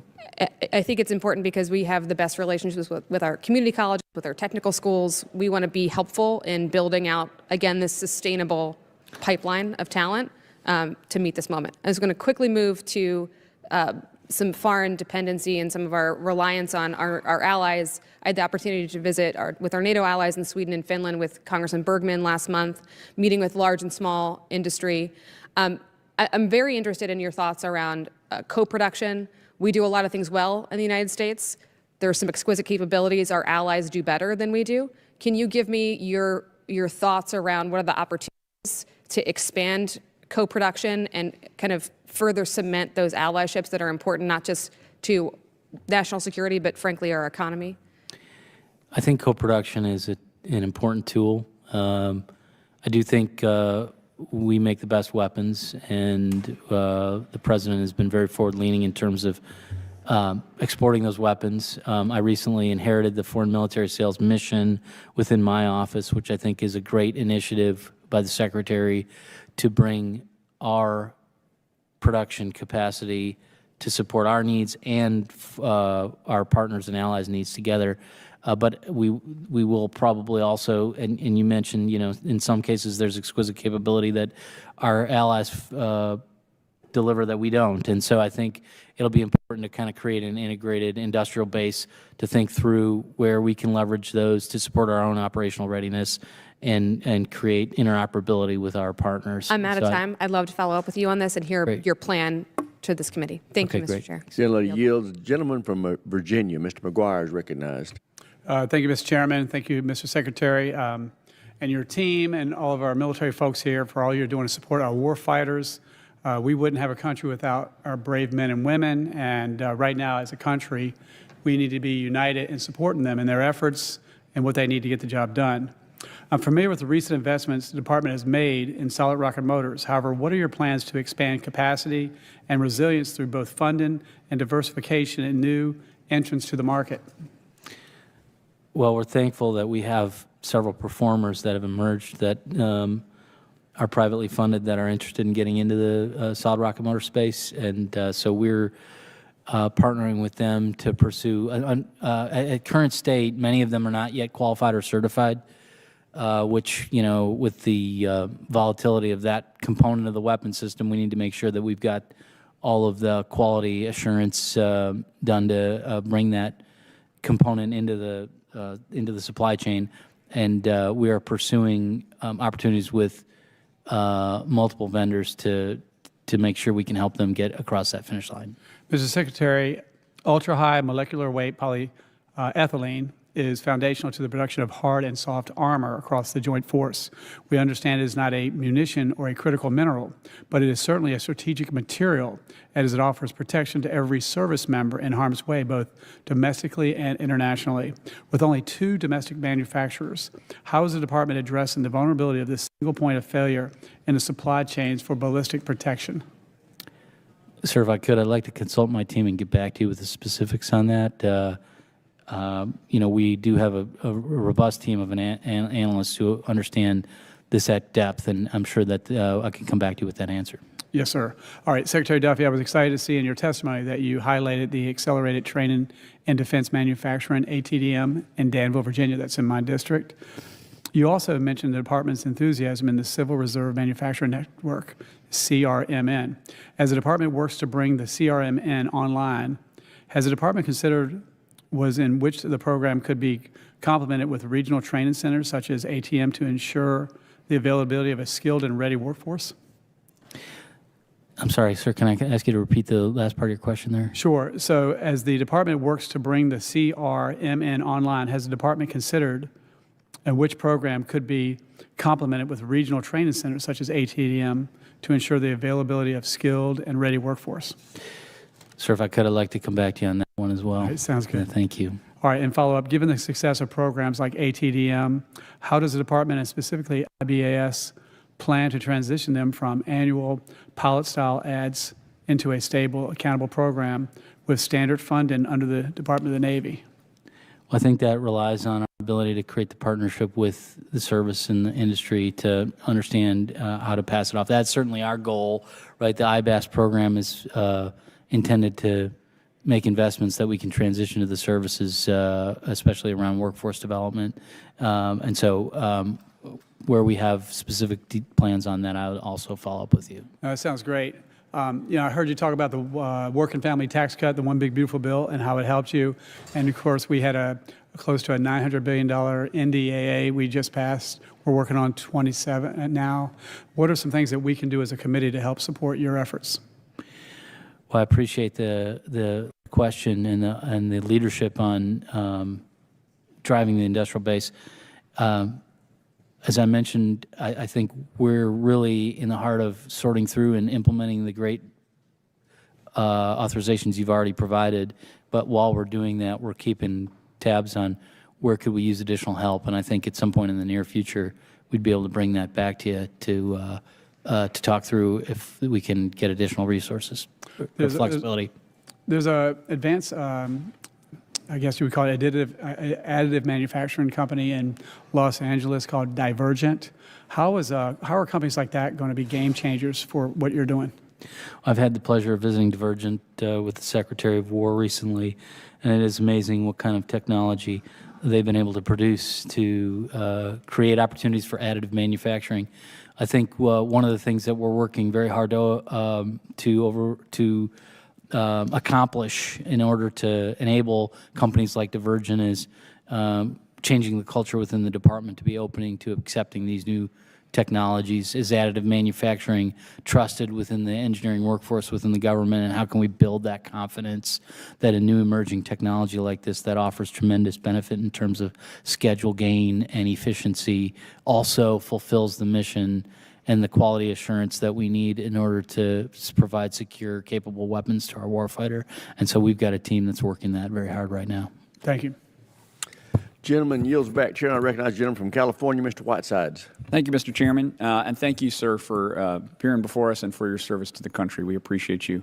My background's in aerospace. I ran Virgin Galactic and was Chief of Staff at NASA, so I have a bit of experience in terms of how do we move from a small company up to sort of a mid-sized company. I got a bunch of stuff to cover, so I'll be relatively quickly. I'm proud to represent Palmdale's Plant 42, Skunk Works. First, let's hit B-21, the requisite B-21 question. I think we got a program there that's operating roughly on budget and on schedule. I think it would be great to formalize higher production goals if we can soon. Can you give us any update on how that's going? Well, first of all, I had a chance to visit your district a couple weeks ago, went to Edwards and Palmdale, and very impressive operations they have there. Got a great report from the Edwards team on the performance of the aircraft, which is phenomenal. We are working to work through what the future potential production rates could be. I can assure you there's a lot of attention on that. Thank you, sir. Okay, just one small point on that. One of the challenges at Plant 42 is we're getting so many people there that we have big traffic jams outside, and it's actually a big issue. It's a safety issue, and so maybe we can get a little help from your department to we want to make sure that the thousands of folks who are helping us to achieve this super important strategic goal get there safely, and so maybe we could talk to your folks about that. Sort of a minor problem, but we got to make sure that the workforce is safe and secure as they get around to things. Great to work with you on that.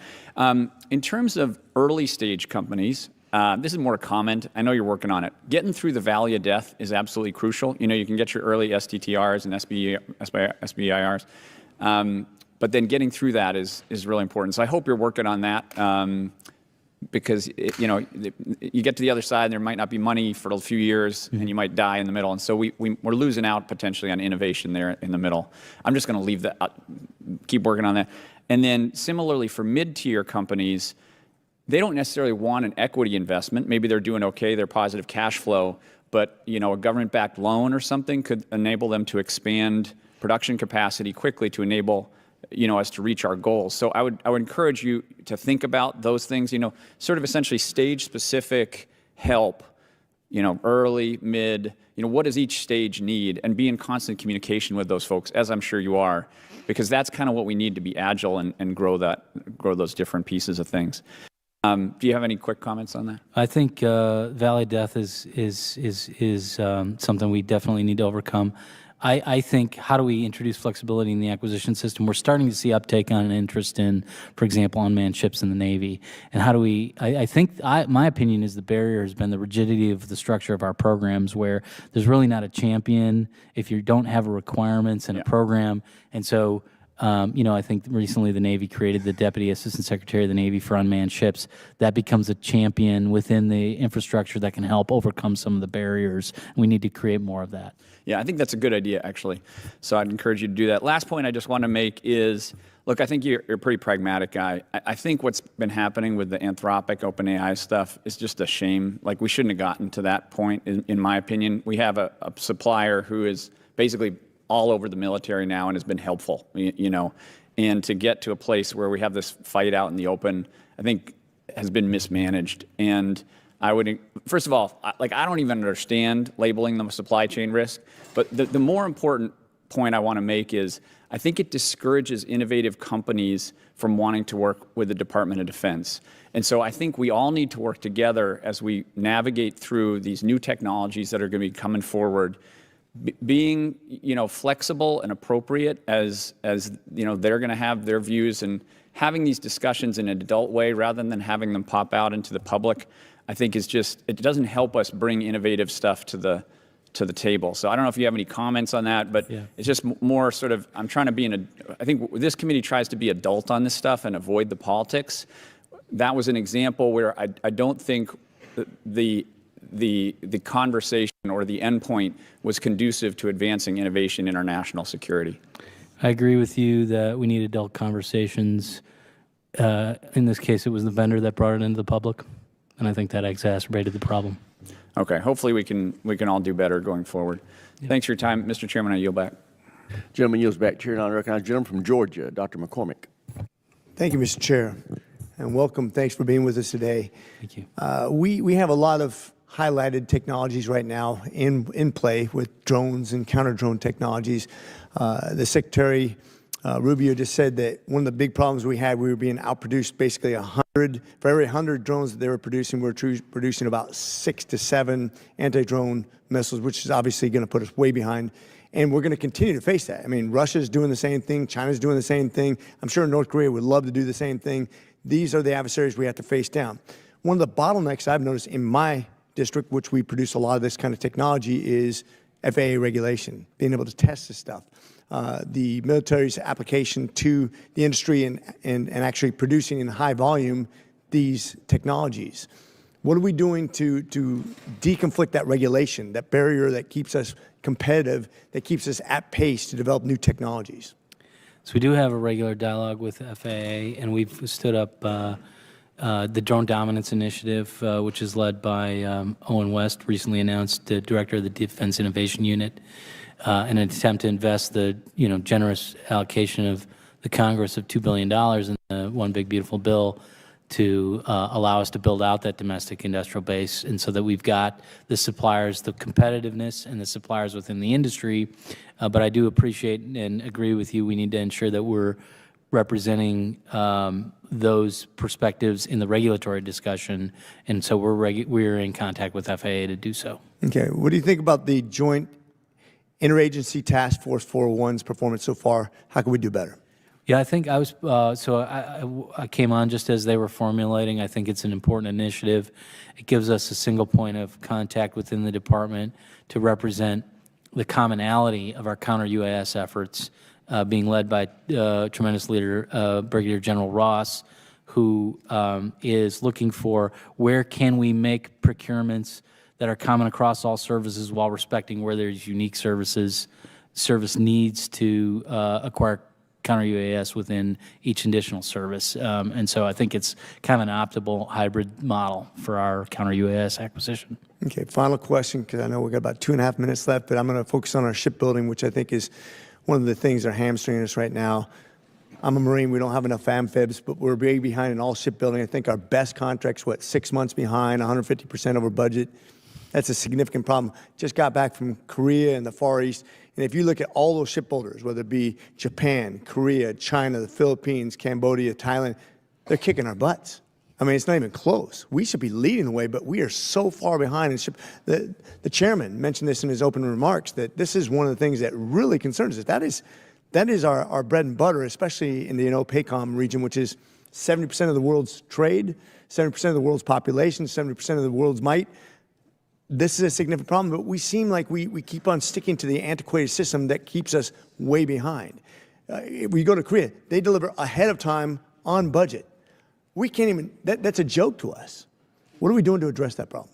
Yeah, it is a big problem. I think number one, at a tactical level, the department is, I mentioned earlier, the business operators for national defense, where we're bringing in production and industrial engineering experts who have proven records in other industries to come in, bring a fresh set of eyes to the shipyards. The companies have been very open about receiving these experts and allowing them to integrate it into their operations. And we're seeing opportunities, some significant opportunities for production gains. I think, we haven't made the investment. I haven't studied the history of the Korean shipbuilding industry. I know they're tremendous. I think they've made significant investment. I think we don't have the competition that I think we generally benefit from in other industries. And so that's, and I'm not sure that that's a near-term opportunity for us to fix. But I think if we bring, from the department's perspective, tremendous leadership and bringing experts on production into the shipyards and helping us get to a place where we can 2 or 3x our production capacity, that's a start.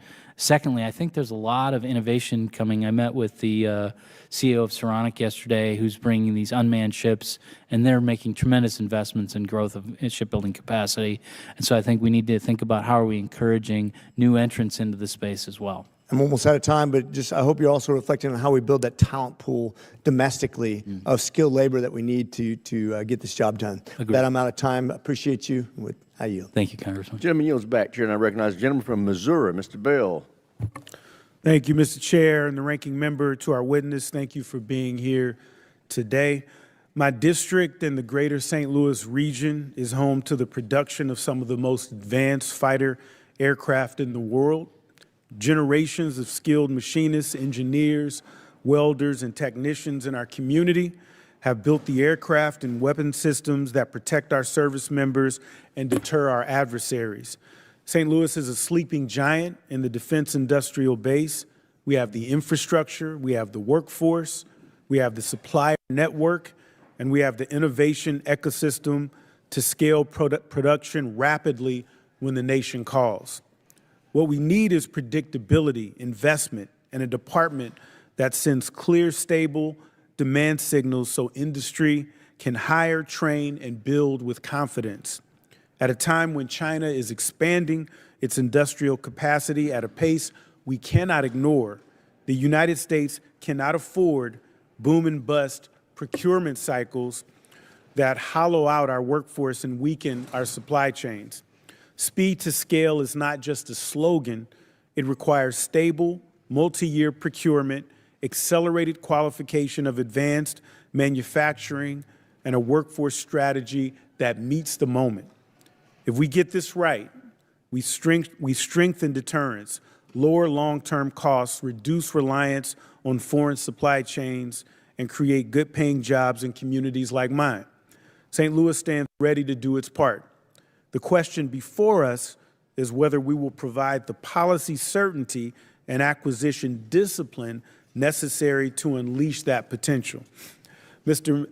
Duffy, given historic instability in Air Force procurement profiles, how is the department ensuring long-term forecast stability so suppliers in places like St. Louis can confidently invest in tooling, workforce, and throughout?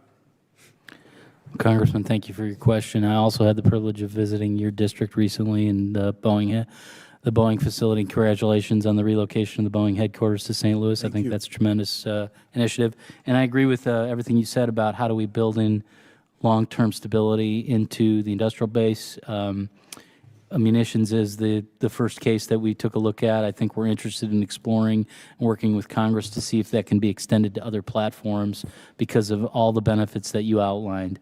Investment that comes from the stability when industry knows that there's certainty of demand over a period of time that they can spend on their workforce, on their production capacity, on any means of production that requires enhancement or efficiency, and they know they're going to get the return on investment. I think that comes from the multi-year procurement that we piloted with the help of the Congress last. And as a follow-up, what concrete steps are you taking to avoid the boom and bust cycles that hollow out skilled aerospace like labor markets?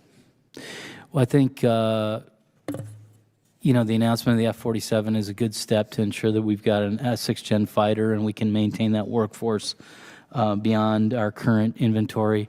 And I think ensuring that we've got the funding there is the other thing. And so, you know, obviously we're working the FY27 budget right now. And I think the third thing is where we can pursue multi-year procurements, whether it's F-15s with Boeing and F-35s, F-47s. We know we're going to need these systems, and there's only one vendor delivering them. And so how do we keep the pressure on to ensure that we get the delivery that we need, but also provide the certainty so they can make the investments to deliver on time? Across the department, there's been a cited shortage of skilled workers, including welders and machinists. In aerospace-heavy regions like my district, workforce shortages directly constrain output. Here in Congress, I've made it a priority to expand workforce opportunities across educational programs and partnerships with schools and universities across the greater St. Louis region. Does DoD currently have the authority to partner with regional technical schools and workforce boards to expand pipeline programs? We do have current programs that pursue training within these key disciplines where we don't have the workforce that we need. If there are specific areas where you see a need for investment, I'm sure that my team would be happy to work with your team to identify any candidates where we could expand that capability. Thank you. I have more questions. I'll submit them to staff. Thank you. I yield my time. Gentleman yields back. Chair now recognizes a gentleman from Guam, Mr. Moylan. Thank you, Mr. Chairman. Undersecretary Duffy, thank you for you and your team and the hard work you're doing to protect our soldiers and our freedom. Thank you, sir. And I represent Guam, of course, and I want to bring your attention to the Indo Pacific. Guam being the most western soil, where we have our ammunition and our fuel. It's a great concern for me. And in a Taiwan conflict, considering that, a 2023 CSIS analysis estimates the United States will be depleted of guided ammunitions, the PGMS, within 1 week of the start of hostilities.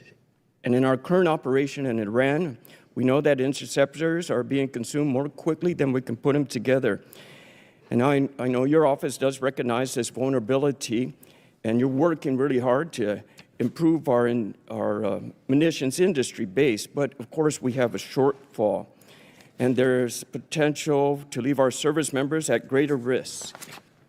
So question, sir, is how long can we sustain this operation with Iran before needing to transfer munitions from Indo Pacific region?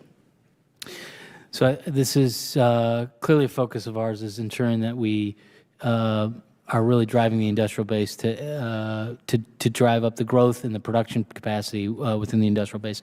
I want to thank your leadership and Guam for being such a strategic asset for the department and all the work that's going on there. I think this will be a continual effort over time for us to continue to engage industry, identify the opportunities to increase the production rate, to ensure that we've got munitions across the board for all challenges that we may face. Thank you. And give me your concern of our limited magazine depth and how it would undermines our deterrence in the Pacific. Listen, I mentioned earlier, I believe that General Kane stated that we have adequate munitions for any fight at any time at the President's choosing, and I agree that to be true. That doesn't mean that we shouldn't be investing our energy and our treasure and our expertise to expand the defense industrial base and munitions and across multiple portfolios. And so that's where my focus is on a day-to-day basis. So on that line, sir, do you feel or see value in establishing munitions production in the Indo-PACOM Pacific Theater because of our logistics distance and the chain that we had to go through when we finally had to look at our forces overall? So would that be an option for you, sir? My office is consistently considering and evaluating opportunities for not just co-production, co-sustainment, opportunities to partner with our allies in the region, both in Europe and in the Asia-Pacific region, to provide capability for means of production and sustainment. And so I think it's a constant consideration as we engage our allies in the region. Thank you, Undersecretary. I appreciate you. Thank you, Mr. Chairman. Yield back. The gentleman yields back. Chair now recognizes the gentleman from California, Mr. Cisneros. Thank you, Mr. Chairman. Thank you for being here, Mr. Duffy. Secretary Duffy, President Trump he didn't say adequate.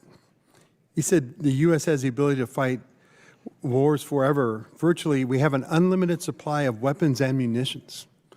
Where did he get that from? Who told him that? Was that you who told him that? Was it Secretary Hegseth? Who told him we have an unlimited supply of weapons? I haven't been a participant in a conversation directly with the President. Do you believe we have an unlimited supply of weapons? I believe we have the weapons that we need, and I'm working every day to ensure that we have. Do we have an unlimited supply of weapons? I believe we have the weapons we need.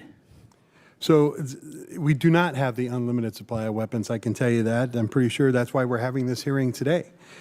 But so was the President just lying to us right now? Is he lying to the American people when he says we have an unlimited supply of weapons?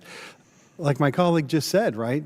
We're Patriot missile interceptors it's taken us, we make them in the teens per month. We're firing them off hundreds at a time. We've used numerous ones there. We're not replacing them at the pace that we are using them. I'm focused on ensuring that we're making up for the industrial base that we inherited from the last administration and creating multiples of production capacity so that we do have as many weapons as we need for any future conflict. Well, this administration is a year in the job already, right? So they can't keep blaming the previous administration. They got to get going here and get this rolling and rolling. So, with that, right, we need to kind of work on our industrial base. We need to pick up the pace. And this is something that has been going on back to the previous administrations, including the first Trump administration. And I'll even give you the benefit of the doubt, the administration before that, right? So it's an ongoing problem.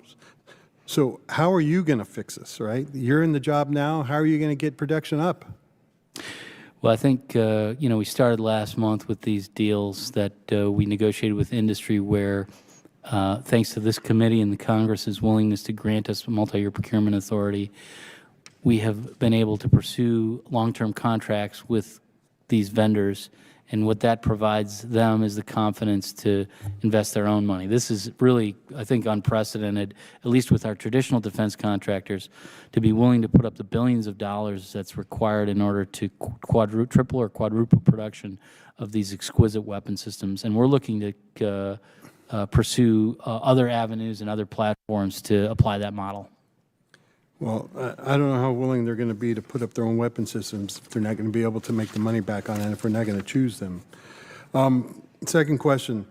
The 2026 National Defense Strategy explicitly calls for revitalizing the defense industry base through non-traditional vendors to reintegrate and mobilize our nation's unrivaled creativity and ingenuity. This past January, though, Secretary of Defense initiated a line-by-line review of small businesses and 8A contracts to eliminate waste and focus strictly on lethality. There's a paradox here. The DoD wants a broader, more resilient industrial base, but is simultaneously cutting the vast contracts that allow small, non-traditional companies to innovate and survive. So how does the department plan to reignite the industrial base while simultaneously creating an environment of high risk and contract liability that drives small, innovative firms away from the defense market? The Secretary's review is focused on eliminating waste and fraud, as you had suggested. Quite honestly, I think small businesses that are performing will benefit from this because this will enhance the program as a high-confidence place where innovative companies can come to do business with the department and not be crowded out by people who are not delivering capability to the department. Well, I've talked to many businesses who were delivering, who were performing, who had earned these contracts through what they've done. And I've also talked to numerous businesses that don't want to commit the dollars into this because they're not sure that the investment's going to come or that these weapon systems will ever be done, right? We need to encourage innovation. We need to encourage the businesses to kind of come to us with new ideas, and we need to be able to support that. So with that, Mr. Chairman, I yield back. Gentleman yields back. Chair now recognizes the gentleman from Virginia, Mr. Vindeman. Thank you, Chairman. So given the casualties we've sustained during this war, from drone threats, the public reporting seems to at least indicate that the casualties that we sustained, the 6 KIA and the many more wounded, were from a drone strike. Is the department going to work on an effort similar to JIATO? Do you know what JIATO is? I'm familiar with JIATO, yeah. So that was an effort stood up to deal with the IED threat that we faced in our wars in Iraq and Afghanistan. It was kind of initially an ad hoc effort to deal with what was a not well understood threat. Obviously, we should have known about the drone threat for years now, given that we've seen this in the Ukrainian context. So it's disappointing that no precautions or insufficient precautions were taken there, but how are we going to deal with this threat going forward?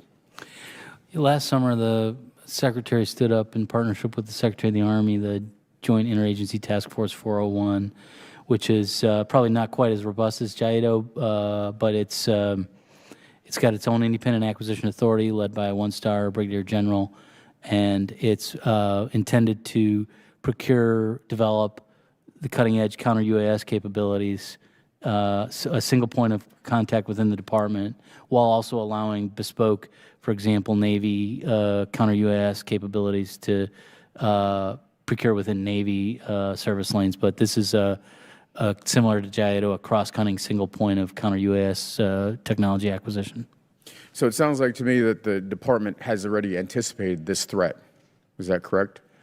Certainly, it's a high focus area, yes.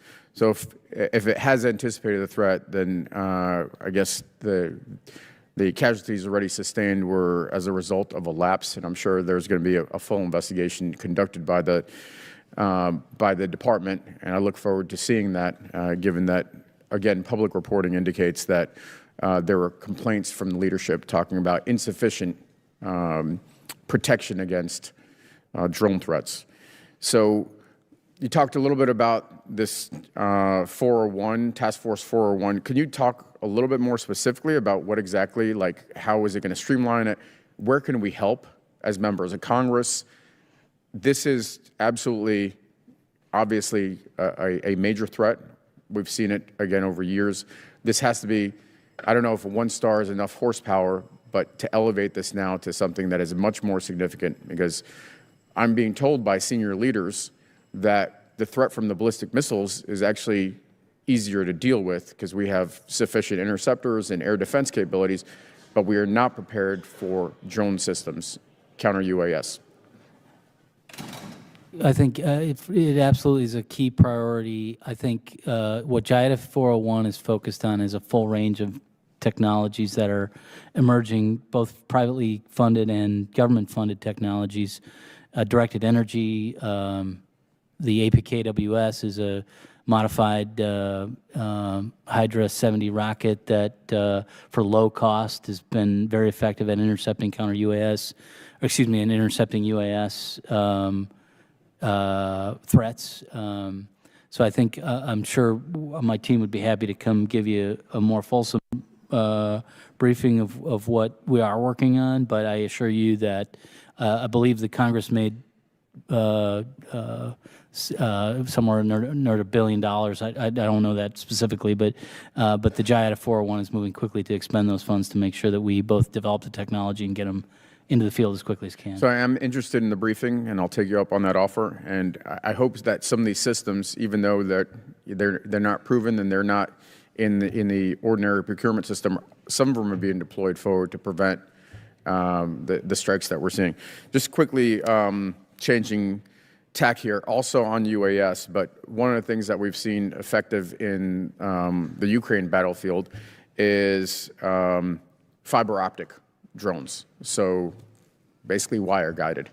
Are there efforts, is anybody looking at that? Because these are obviously EW rich environments that we operate in, both in the Middle East and the Ukrainians in Europe. Are we looking at those capabilities? Yes, we have a drone dominance initiative that was launched last summer. It's being led by Owen West, the new director of the Defense Innovation Unit. He's been able to deploy up to $2 billion worth of funding that the One Big Beautiful Bill made available, which is looking at building out the domestic industrial base for unmanned systems. I can't speak specifically to fiber optics. I'm sure we could look into that and get you a specific answer on that, but given the robustness of the effort, I wouldn't be surprised if he was looking at a full range of technological solutions. I would appreciate you looking into that, and thank you for your time. I yield back. The gentleman yields back. We have a hard stop at 12:15, so the members in the room will be allowed to ask their questions. If any other members thinking about coming to the chamber, don't bother. We will now recognize Mr. Conway from New Jersey. Thank you, Mr. Chairman. Mr. Duffy, I want to thank you for your testimony and the information you provided this committee today. This being my first hearing as a new member of the Armed Services Committee, I can announce that I'm a proud representative of New Jersey in the 3rd District. As I'm sure you're aware, New Jersey has a strong defense ecosystem that is vital to national security, innovation, research, and development. Also in the areas of manufacturing and technological advancements. My state is home to roughly 7,000 defense contractors who collectively receive over $7 billion in DoD contracts. Of this, over $1 billion supports manufacturing, research, and development across more than 1,700 New Jersey companies. In just one facility in Morristown near my home, over 3,500 employees work to support critical integrated warfare systems and sensors, which includes radar and weapon systems that are utilized by the Department to protect our service members. My district is also home to the Joint Base McGuire-Dix-Lakehurst, which employs more than 46,000 people. And as you can tell, ensuring the continued support and strengthening of the defense industrial base is of critical importance to the people of my district and across the state of New Jersey.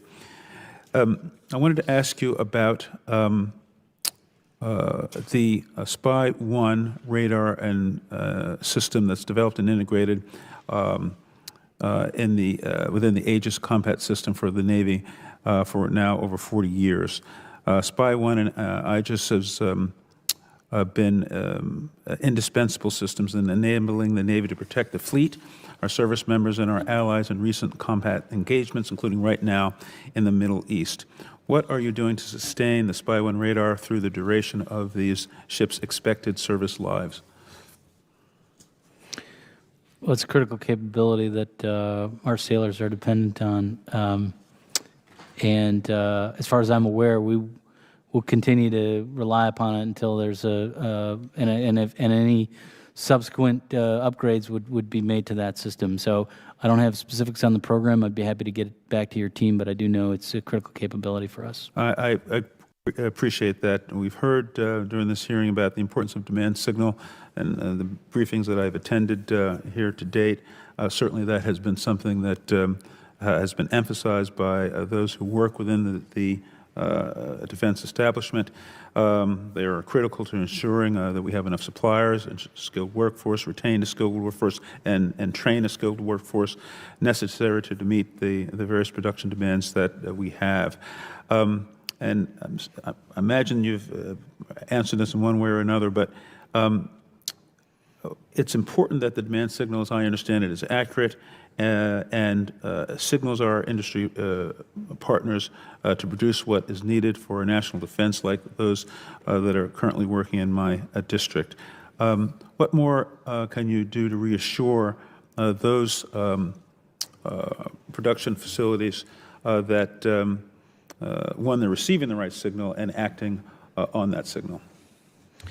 Well, we're very dependent on the Joint Staff to help us define what that true demand signal is. What are the weapon systems that the warfighter needs in order to prevail, to deter conflict and prevail? And so when it comes to specific systems, working with the Joint Staff and our partners in the military departments, we're actively now looking at how can we create as much certainty of demand as we can where we have an understanding that we're going to need a system, into the foreseeable future. All right. Thank you, Mr. Chairman. I yield back. Chair, I recognize Mr. Ryan of New York. Thank you, Mr. Chairman. I'm glad I snuck in there. Appreciate it. Thank you for the good grace. And thank you, Undersecretary, for being here and your team. I want to start by commending you from day one, just really a ruthless focus on speeding things up, driving urgency, driving culture change, in addition to all the processes that need to go along with that, for the partnership with the committee, with the chair and the ranking member on SPEED Act and all that's come. And it's just encouraging to me, given especially things happening right now, that everybody's working together in this space, and it's a credit to your leadership. I'm hearing from companies that have had great initial success in OTAs and APFITs, other competitions, and I'm also hearing from warfighters that have been participating in those competitions. We're happy, things are going well, but then when we try to move from that success in that competition or sort of rapid prototype, we're still feels like we're not fast enough on getting to that scale point, finding the right owner to scale, and moving it. I know you're familiar with a lot of these as well, but I just heard a story of some of the ground autonomy stuff happening, which is very exciting, with a company that literally spun out of a university, funded by DARPA, gone through all the competitions. Their mission customer loves them, but it's just they're running up to a point where the warfighters need it. Their investors are saying, what's the next step? So I know you understand that and are working on it. Just want to ask, what more can we be doing? What can I do to speed that up? Thank you. Yeah, I think awareness. I mean, it's hard for us to be fully aware of all the great opportunities that are out there. I do want to make sure we're embracing all the private sector investment and making sure they're connected with the right folks.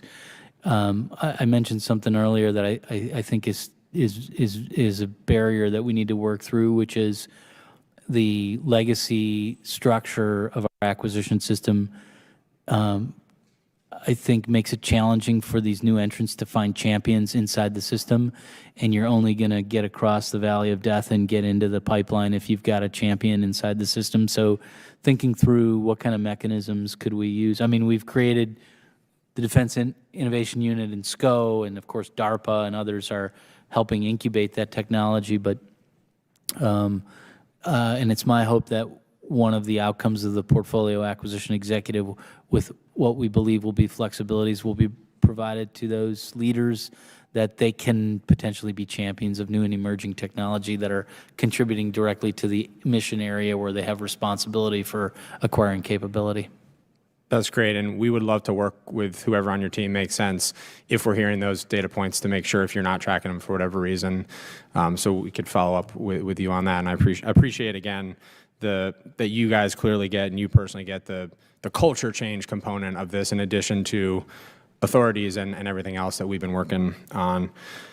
I also want to, and I know this has been talked about, but I think it merits another minute and 35 seconds that I have. I want to read a quote from the Commander-in-Chief from 48 hours ago. The United States munitions stockpiles have, at the medium and upper medium grade, never been higher or better. As was stated to me today, we have a virtually unlimited supply of these weapons. Wars can be fought, quote, forever and very successfully using just these supplies, which are better than other countries' finest arms, exclamation point. Were you involved in stating that to the president? Because I'm not trying to play gotcha, but that just defies everything we've heard in every hearing I've been in for every year I've been in the Congress. I'm just trying to understand where's the disconnect. So my focus is on accelerating the industrial base to ensure that we maintain maximum supply of munitions. So you weren't involved in briefing the Commander-in-Chief on that issue. Do you agree with that characterization? I believe that we have an unlimited supply. So I defer to the chairman reinforcing the president's views, which is that we do have what we need to. But do we have an unlimited supply, Undersecretary? Because I think, look, I think you said virtually unlimited. That's what you just said. Virtually unlimited. Okay, that's right. Do we have a virtually unlimited supply? I believe we have ample supply of munitions. I don't, and we've heard that over and over. And the reason I'm asking this, if we don't honestly grapple with the problem and fully recognize it, if we're deceiving ourselves about the scope of the problem, we're never going to solve it, right? I know we all understand that. So that's why I'm asking it in good faith, and I yield back, Mr. Chair. Gentleman yields back. Gentlelady from New Hampshire, we finally made it to you. I'm glad you waited. You're recognized. Thank you, Mr. Chairman. Definitely worth the wait. Thank you so much, Mr. Duffy, for being here today. I'm going to jump right into it. I want to thank you for your commitment to really supporting the workforce. And when you were here in July, we talked a bit about childcare, and I really appreciate your commitment to helping us solve for one of the core challenges that I hear from service members, from our exceptional top-tier workforce at the Portsmouth Naval Shipyard, really across the board, that childcare is standing in between the people who are serving us and readiness. In the National Defense Authorization Act, we were able to secure a bipartisan provision. It's a really simple one, just requires the department to come and to give us a briefing on your efforts, which I'm sure are underway, to develop solutions in childcare. You know, the Department of Defense is the largest employer-sponsored childcare in the world. But we're eager to hear from you, and I just wanted to ask if you could commit. The briefing was supposed to happen by February 1st, so we're eager to get this on the books, and just want to ask for your commitment to get that scheduled as soon as possible. You have my commitment. Thank you. I appreciate it. I also want to thank you for in your written testimony and your testimony today, your commitment to building the robust talent pipeline that we're going to need to bring about the next generation of skilled tradespeople in this country. And I wanted to ask you, what are the biggest barriers that have been standing in between the department and the creation of apprenticeship programs and support for career and technical education? Since I know it's a patchwork of 50 states with differing rules, you had a great start, it sounds like, to the pilot program in Michigan, but can you say a little bit more about what the barriers are that you're facing? I think, so I believe I know we have a robust pipeline of programs that are working to, generate interest in the K through 12 and STEM and even vocational trades, and partnering in regional areas to enhance the workforce by training where we have deficiencies in particular trades. I think we can continue to grow that program, but I do think it's more systemic. I think it's how do we get the workforce motivated by the mission of this, of the job, of the vocation, and how do we overcome some of the challenges we have with compensation and difficulty of workforce. So I'm not sure training programs are going to get us across those, and so we're devoting a lot of thought internally to, are there broader scale initiatives that we can undertake that champion the importance of the mission of this workforce, and embedding that thinking into the national culture. Not downplaying. I very much think those training programs are significant. I just want to think about maybe there's a bigger challenge we need to undertake. Well, I would love to work with you on that, especially as we are gearing up for the NDAA for the coming year. So thank you for your commitment to work together on that. Certainly. Huge priority for me. In your written testimony, you talked about the importance of multi-year procurement contracts, and you testified specifically about the ways in which you've used this tool to triple, quadruple production of key missile defense interceptors. So I'm assuming that's to try to shore up what was a depleted and insufficient stockpile? I was addressing the insufficiently invested defense industrial base. The production capacity is there. We have tremendous growth needs for ensuring that we can secure. We're seeing increased expenditures in our European allies, and sure. we hope to. We want to triple and quadruple production because we want to shore up what is a stockpile that hasn't exactly met the moment. My concern, Mr. Duffy, is we started this war 5 days ago with an insufficient stockpile in these key missile defense interceptors. We are expending them at a rate that's not entirely clear to me as I sit here now. My concern is, as I read your national defense strategy, how are we going to be able to actually meet this moment and be successful in a strategy of denial, as you put it very well, in the Western Pacific? So this is a question I'll submit to you on the record because I see I'm out of time, but this is my core concern. Thank you. Do you share it? First of all, when it comes to the adequacy of the stockpile, Chairman of the Joint Chiefs of Staff, Dan Kane, stated very clearly today that he planned and is executing a mission that has adequate stockpile.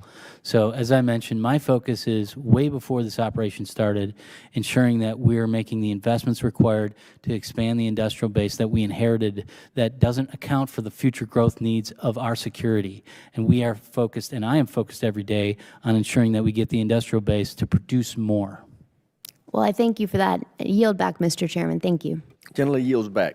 Thank you, Mr. Duffy, for being here. This committee's asked for an accounting of all equity deals that you've made to date. Can you get that to us by the end of the week, please? Yes, sir. Thank you. Been a long day. You did a good job. Thank you very much. We're adjourned. Thank you.